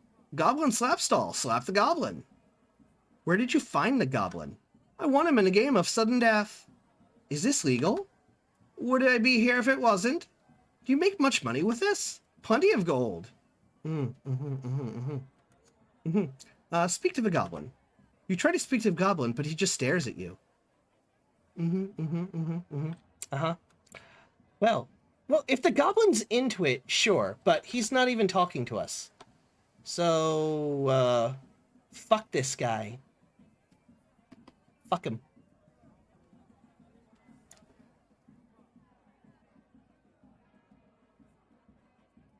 Fuck this guy. The stall owner sighs and says, I'll shut the stall down. My apologies for offending you, my Theydom. The goblin stall is no more. The goblin from the stall bows and joins your retinue. +1 goblin. Hell yeah. +1 goblin. Okay. Leaf Burners Guild Hall, the Dark Hollow, Champions Market, Slap a Goblin Skull, Markets End Estates, visit Sleepy's stall. A man spots you and says, wow, the ruler of Darkdale, here at my stall. Welcome, my Theydom. Speak to Sleepy. Sleepy waves and says, hey there, who are you? I'm Sleepy, lovely to meet you. What is this stall? This is a good question, my friend. I used to sit here and play dice games and pet my cat. That sounds pretty chill. In a time, a handful of locals would come and occasionally toss me a few gold coins to pet the cat, intermittently between games. Now I get a lot of visitors here, and the cat gets tons of pets. Okay, this is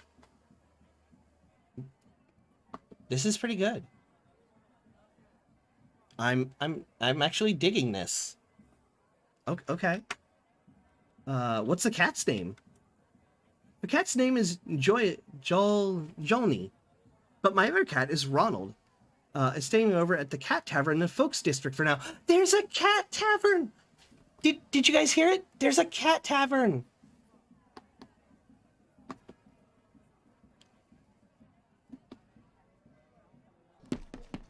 There's a cat tavern in the Folk District. Hell yeah, we're going to go to the cat tavern. Hell yeah. Okay. Do you make much money with this? A fair bit. It's growing over time, too. Pretty soon, I'll be able to quit my job working nights at the old trade post. Is this legal? I pay my taxes here, so I don't see why not.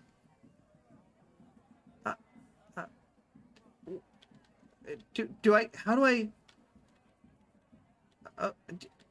pet the cat? Pay Sleepy to pet his cat, 2 gold. You toss 2 gold coins to Sleepy and pet the chubby cat. It tries to scratch his hand, but he pulls away. Sleepy says, no, I've just been thinking, maybe people would pay more than just to pet cats. Would you pay me to light some colored candles here? Drink ale, perhaps? New options with Sleepy unlocked. Pay to pet his cat. You toss 2 gold coins and Sleepy pets the chubby cat. The cat nuzzles its head into Sleepy's hand. Okay. Cat Tavern. Alright, we're gonna go to the Cat Tavern. That was in the folk area. Normal local farm market, Leaf Zone, Champions Market, Sleepy Stall. Let's pet that cat again now.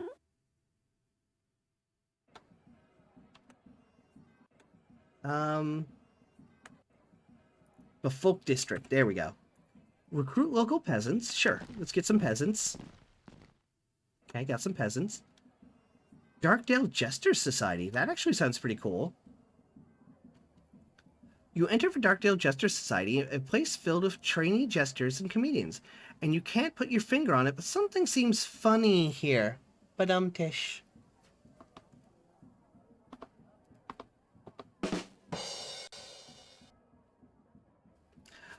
Take a jester class. Speak to a society member.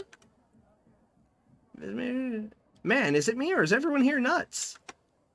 I'm thinking of quitting this jester business. Too saturated. Oh. Oh, I did some. I hit the wrong button. You pay 25 gold and Counting Goblin takes it, and you count before putting you in a box and nodding to you. You enter the. Oh, I took a jesting class. You enter the lesson room and see a few people sat down while the society master introduces himself. Greetings all. To all, good greet. My name is Honk, and you're in for a treat. So we're going to go through my comprehensive load of essentials for any jester or comedian. Take notes. There will be a sort of test at the end of this session, but don't worry about it. There's no scores. So, where would we be without self-depreciating jokes? I know I'd probably be in a better job. Joking about yourself is a crowd pleaser, and it's guilt-free and without the risks of getting on someone else's nerves by cracking jokes about them. Really, jokes are short stories, a premise, a plot, a theme, a setting of characters, all with the intent of being humorous. Why did half the blind men fall into a well?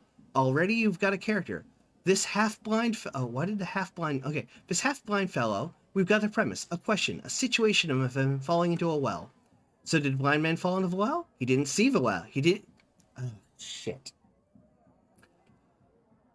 How did the blind man fall in the well? He didn't see that well.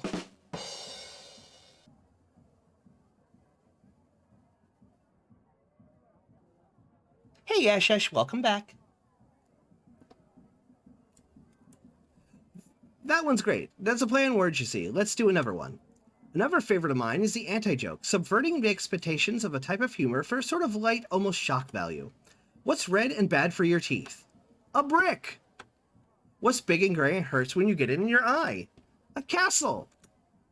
Anyway, time for a little test of sorts. Question. 1 of 3. Knock knock. Who's there? Classic. Question 2 of 3. 2 men walk into a bar. The third one ducks. I don't drink, the bar was closed. The third one ducks. Another classic. Question 3 of 3. Which is you? Live, laugh, love? Whatever. Laughter and death. Rude. That concludes our class. Thank you to everyone, especially for the money you paid at the start. You can now tell jokes in Darkdale's taverns. Oh, okay. Okay. Look at the counting goblin. You approach a goblin counting numbers, running through finances and membership of a society. Someone nearby remarks, "Oh, that's just our counting goblin, cheaper than an abacus, you know." Oh, you know what? They are at least paying the goblin, so that's good. You approach a strange metal door known as the Laughing Door. As you near it, it laughs at you.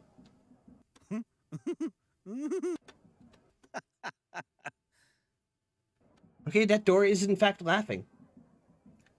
Speak with the society master. Who are you? They call me Honk.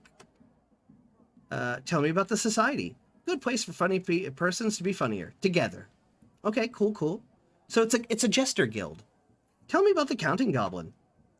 Well, he's cheaper than an abacus, that's for sure. Tell me about your members. All manner of folk here, mostly misfits and rejects, though. Okay, cool. Tell me about Darkdale. Good enough city for a place like this. Tell me about the folk district. Home of the comedy shrine. The rest doesn't matter. Tell me about the Laughing Door. What's to know? It's a door that laughs and nothing of significance behind it. Nosy snout.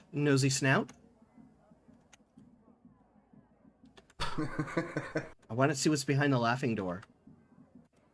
There it is. Darkdale Cat Tavern. You enter the Darkdale Cat Tavern, a unique local establishment serving cheap ale and filled with cats. There are many locals here drinking and petting cats. The environment is calm. Look at the silver cat statue. Oh, that's a good cat statue. You approach the silver cat statue. Is it resting atop a small white pedestal? It appears to be smiling. Cool, cool. Pet a random cat. You pet a small white cat who rubs against your leg. You pet a small white cat who rubs against your leg. You pet a small one-eyed blonde cat. It seems a little startled. Oh yeah, kitties. You pet a small white cat who rubs against your leg. You pet a small white cat who okay, there's a lot of little white cat here. You pet a brown cat who licks your hand. You pet a small white cat who rubs against your leg. You pet a small one-eyed blonde cat. It seems a little startled. A look at the cat wall of fame. Okay. You approach the cat wall of fame and see a picture of a white and ginger cat with the words, Good Boy of the Month, Ronald, under it. Below the image there is some text. This cat has been very accommodating to our visitors, letting them pet him at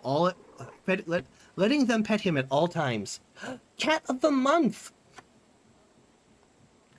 Oh, look at the cat wall of shame. You approach the cat wall of shame and see a picture of a white cat with the words, Naughty Boy of the Month, Jub Jub, under it. Below the image there's some text. This cat was caught pooping in another cat's food bowl and then eating the food. Jub Jub, no! Jub Jub, come on! Cat wall of shame. Tell a joke to the local jester society. 4 attempts left. You stand at the stool and prepare to tell your joke as the cat tavern goers watch. I found a wizard who specialized in making potions and summoning genies. I asked him for some gin and tonic. Oh, Jesus Christ. Okay, here we go. I found a wizard who specialized in making potions and summoning genies. I asked him for some gin and tonics. The crowd is amused by your joke and toss you some coins. Okay, tell another joke. You stand on a stool and prepare to tell the jokes as the cat tavern goers watch. What do you call someone who loves magical beasts? A griffin. The crowd bursts into laughter, and many of them tip you gold. Plus 46 gold. Tell another joke. You stand on a stool and prepare to tell your joke as this cat tavern goers watch. How do you escape from a halfling? Step on a chair. 10 gold. One more joke. Last joke. The crowd is not impressed with your jokes and stays silent. Oh, that's fair. You've told enough jokes this year. Okay, we've pet random cats. We've looked at the cat statue. Speak to a random patron. They use those whiskers of theirs to feel around them as they move. I wonder if there are cat people. We all do, my friend. We all do.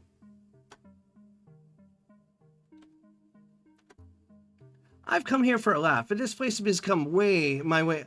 I came here for a laugh, but this place has become my way of unwinding. Cat lore. They like it if you scratch them behind the ears.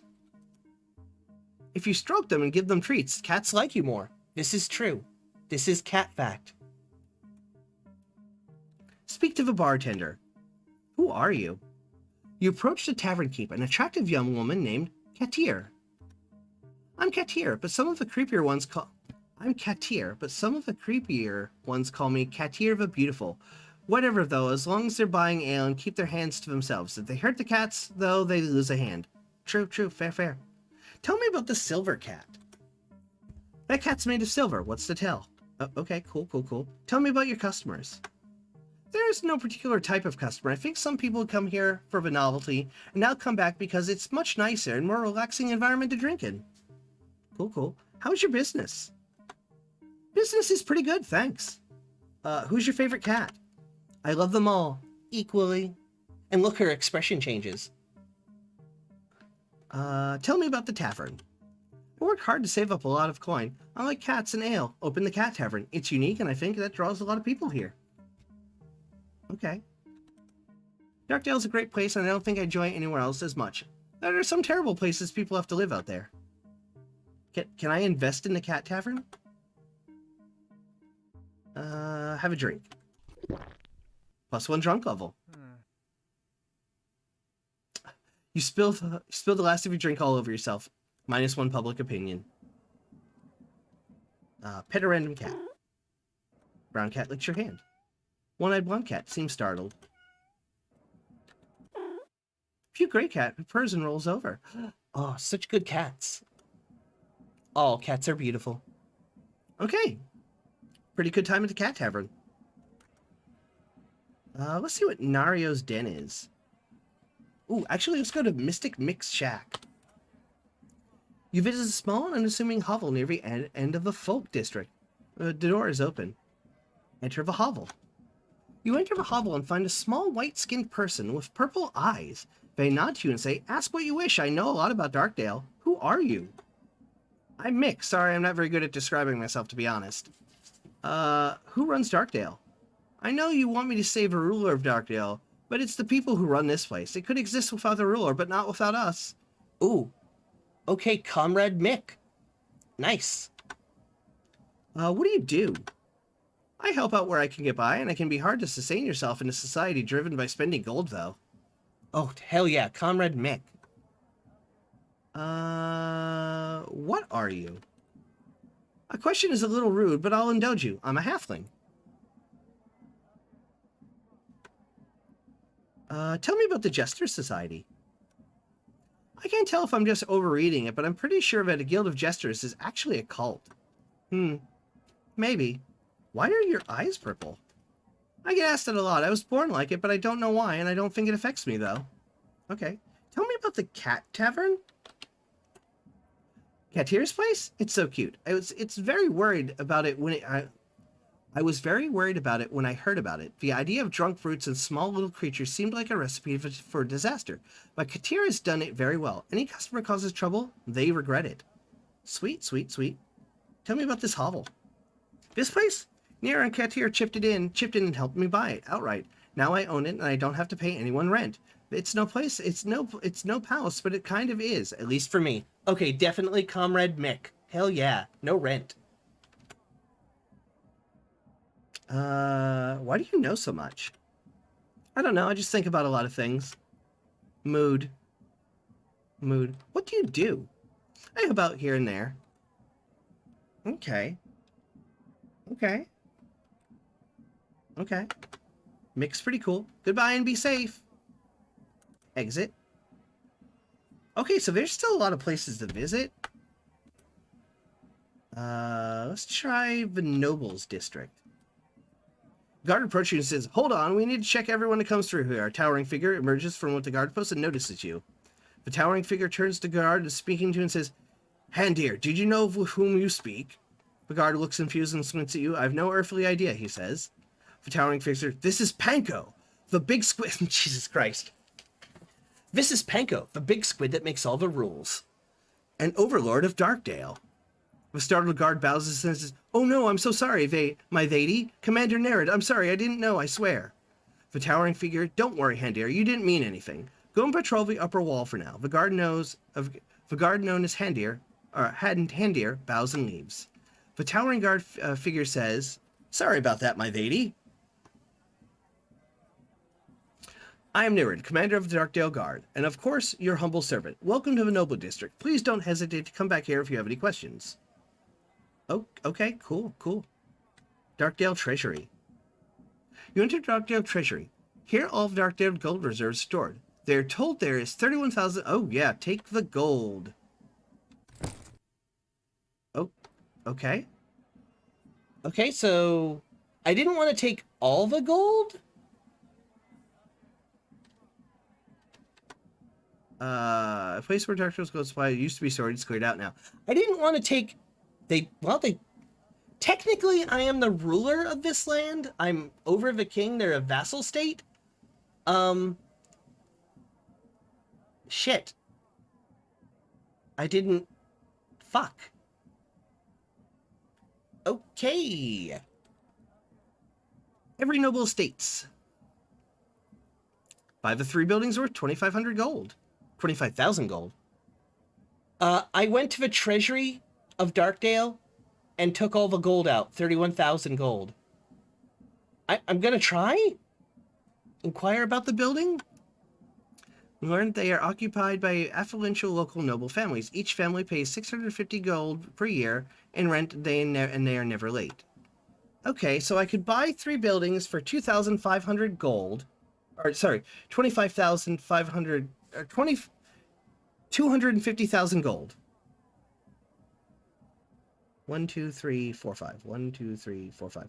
I'm sorry, 25,000 gold. My bad. 25,000. I guess we could buy it and get, yeah, 25. My bad. City census office. Command of regards. Okay, he's just a dude. What's with the goblin? Narrett approaches and nods. Greetings, my mate. How are you? Behind him, a goblin follows and sits at his feet.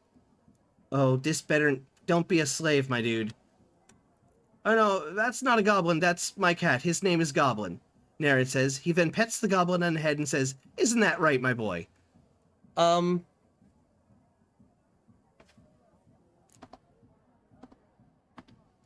Like,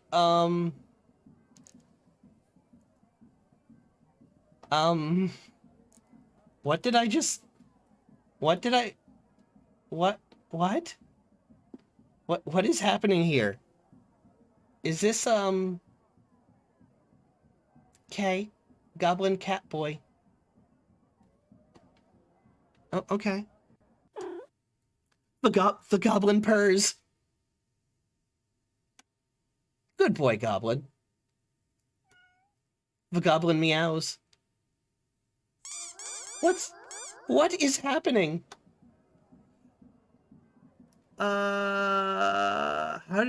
What's with the goblin?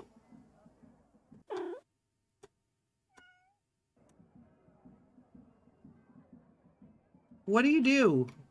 Well, the commander before me have been heavy-handed. I try to maintain a good, strong relationship with all groups in the city.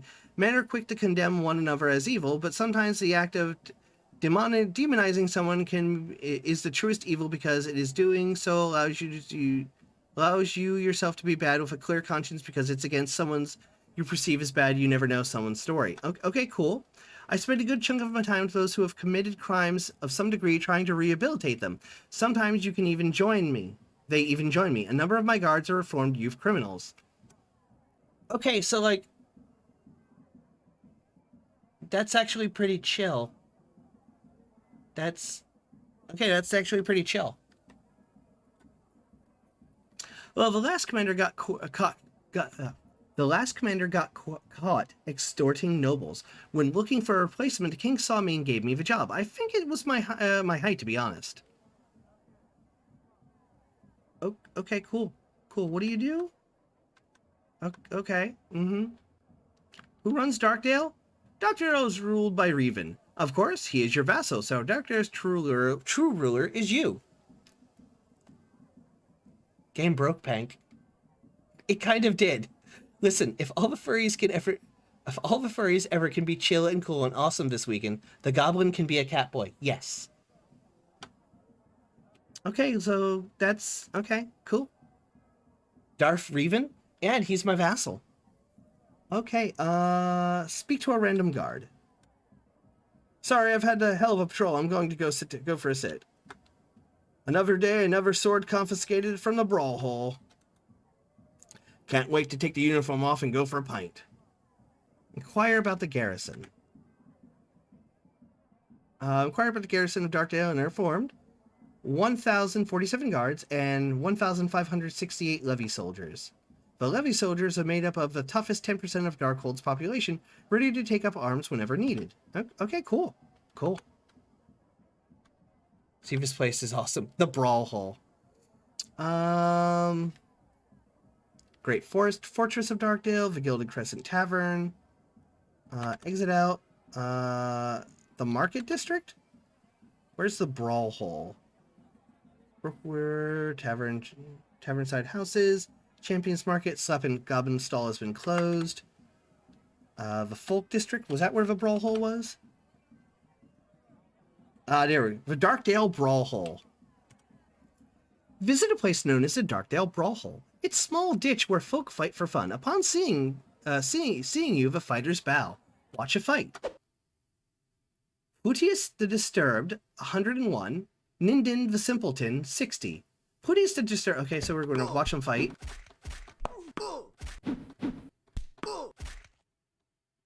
Fighting's over. The winner of the fight is Putius the Disturbed. Ask one of the winning fighters to be one of your champions. Congratulate the winning fighter and leave. Okay, so we can recruit fighters here, I guess?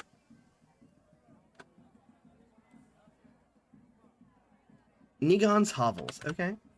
You visit a small section of hovels called Negon's Hovels. They are being rented by local Darkhole Fair for 75 gold per year. You could buy these properties and become the new landlord. You know, I am, and I'm going to reduce the rent. Inquire about the hovels. Inquire about the hovels and learn they are occupied by a mix of local craftsmen and merchants. Each hovel pays 75 gold per year in rent if they are never late. Okay, we bought the hovels. Negrin's hovels. Can we... You own these hovels and earn 300... Oh, I was hoping I could lower the rent. But I guess I guess that's a fair market value. I would have liked to have lowered the rent, but hey, whatever. Let's check out Market View Estates. Inquire about these houses. Pays 400 gold per year in rent and they are never late. We definitely need more income, and we did get a lot of money. So, there we go. Okay,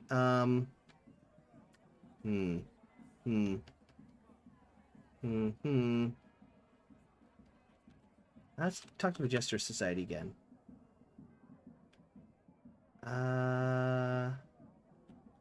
We already talked to Honk.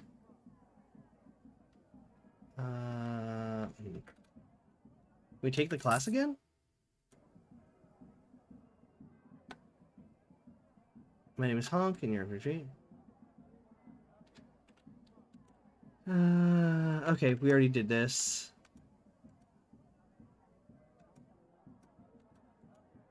I think I just wasted... Who's there? Classic. Third one ducks. Okay. Live, laugh, love. Oh, how quaint. Oh, okay. Okay. The Camp of Love, the Love Cult. You visit the Camp of Love, a place nestled among the great high trees deep in the Songwood Forest. You hear laughter and many calm voices. Hire them to increase public order. Speak to the cultists. The leader of the camp approaches you and hugs you warmly. Hello, I'm McLean. How can I help you? Ask about the camp's purpose. Our purpose is a valiant one, perhaps the most valiant. We seek to numb the world's pains, to bring happiness to people as best we can. This world can be hateful. We wish to show it can be kind. 3? I started many moons ago. I was young and hungry. I came from the north, but weeks of walking had led me to Songwood. Looking for a quick meal, I picked a pile of mushrooms from outside the old hut and boiled them. When I began eating them, I felt a little sick, worried they were poisonous. I began panicking and things grew sinister. The world darkened and I was sure I would die right there. But then the sunlight pierced through the trees and showed me what I was not expecting: death, but birth. I fasted for several days, watching the creatures and the trees, listening to the wisdom of the wind and rushing water of the lake. And I knew the love that I felt now outshone all else in me, and I needed to share my feelings with the world at large. And so I traveled around, meeting other peaceful folk, but they veterans of wars or lost young souls. People were skeptical at first, but over time, our influence has grown, and Songwood at least has become largely peaceful.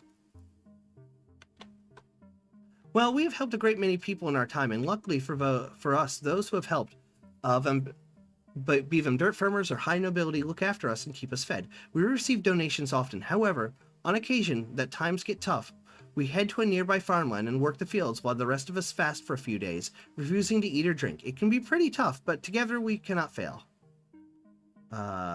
Okay. Speak to a cultist. It's okay to feel upset sometimes, because sadness is just like happiness. It is a passing rain cloud, but it won't last longer than a season. Speak to a cultist. You're never alone as long as you're kind to yourself. Okay, these are pretty chill cults. I love passing by the Citadel of Order and seeing the magnificent structures built by man. Visit the Wall of Love. Smallhaven Kilgore was here. Thom Rhyme. Greetings from Songwood. I love life. Visit the Wall of Love, a small wall in the corner of a camp, covered in messages, small pictures, and names of people who have passed through here and where they came from. Okay, visit the Booth of Well-Being. You visit a booth in the camp with a sign reading Well-Being. On it, you're approached by a gleeful-looking man greets you. Hello, I'm Colin, son of Dolan. May I ask how you are feeling? I feel something other than the four above. I'm happy, I'm content, I'm angry. I guess 5? As if there's some kind of fifth emotional state. Get out of here, you swine. Fifth emotion. Unbelievable. There's only 4. Only 4 emotions. Happy, content, angry, and sad. I feel happy? Glad to hear it. Do something nice for someone while you feel this way. Spread the happiness. I feel sad? It's okay to feel upset sometimes because sadness, just like happiness, is like a passing rain cloud. It won't last longer than a season. I feel content? I'm glad to hear it. You don't have to be beaming with happiness to enjoy life. I feel angry? It will pass, friend. Oh, okay. Only the 4 emotions. That's it. Just the 4. You know what? I'm going to hire the cult. You pay 1,500 gold, and the Love Cult prepares to get to work, helping the people of your realm and increasing public order in your name. The Love Cult is now active in your lands. Oh, I hope this is good. Snake Sanctuary. Okay, there's so much to do here, but it is already 8:30, so we've got to end for tonight. We haven't even finished the first year. So we're going to save the game. And we're going to save the game. And we're going to save this as stream game 2. There we go. Yeah, this game is surprisingly good and deep. Like, okay, hold on, guys. Let me find it on Steam so I can, like, link you the store page. Because, like, I think this game is definitely going to go into our rotation because it's been pretty fucking fun. There you go. There's the game. And it is, you know, it's only $4.39 right now on sale. Its normal price is $8. Freed the goblins, prison reform, pet some cats, exploded a blue guy, robbed a town. I'm gonna purchase this game as a gift. And we're just gonna continue, we're just gonna keep it. No, I don't want to, I just want a copy of the game to give away. Do we purchase for myself, I guess? According to our records, you already own one or more of the items included in your cart. If purchased for yourself, you will not receive an extra copy of Warsim. Would you still like to continue? I mean, yes? How do how can I purchase it and, like, just keep it? Because I know that's a thing people do, right? How do I...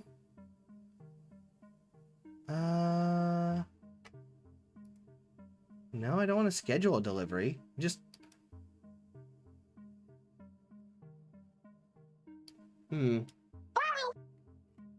Just as a link. Hey, Colo! You know, I'd like to... I think you would like Duskers? Like Duskers. What's Duskers? Do I just purchase it for myself?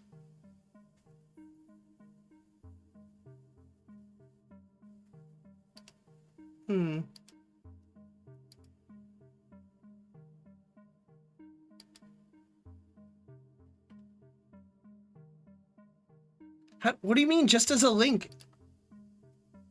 What do you mean? Tell me your secrets. Purchase for myself or purchase as a gift? If I purchase as a gift, select a friend to receive a gift. Just don't send an email message. Be sure to send your... Do I just send it to myself? No, that can't be right. And there is no, like...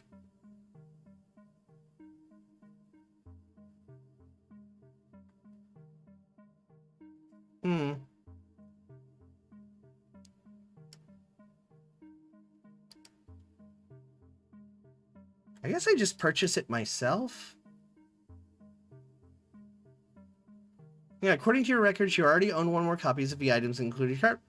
If purchasing for yourself, you will not receive an extra copy.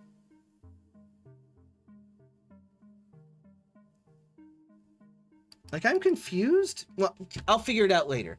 So, right now, we've got to go ahead and pick who we're going to raid tonight. Let me exit out of the game. We already saved the game, so let's end the current year. Oh, no. Good point. I wish to explore first. 13? Quit the desktop. We haven't even finished the first year yet.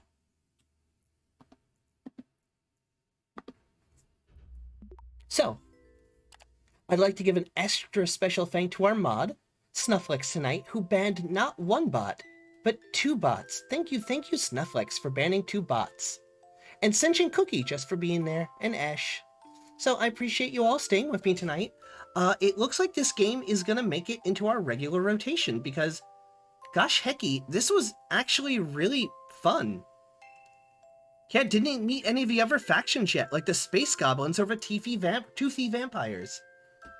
So yeah, there's still apparently a lot to do. This game was surprisingly fun and good. Let me check and see who is on the raidable list.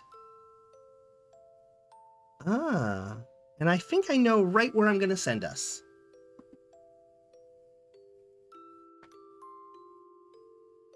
Oh, you're welcome. I'm glad you all came, and I'm glad that you all enjoyed the game tonight. Colo, post a link for it. Take one more of these, and then it's like, all right, I'm good. I would have. There we go. So you heard who we're gonna raid. Colo, put a link for it in the video game section. I might indeed like it. Yeah, thanks for the stream. You're all welcome. I'm glad that you all came tonight, and I hope you enjoyed tonight's game. We actually streamed for 3.5 hours of a text-based game.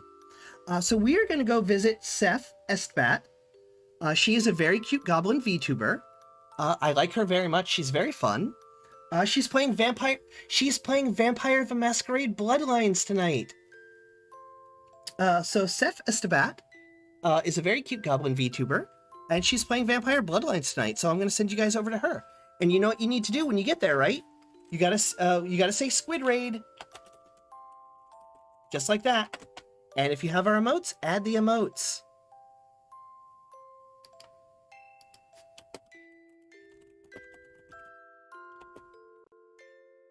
All right, I'm going to send you guys over to her page right now.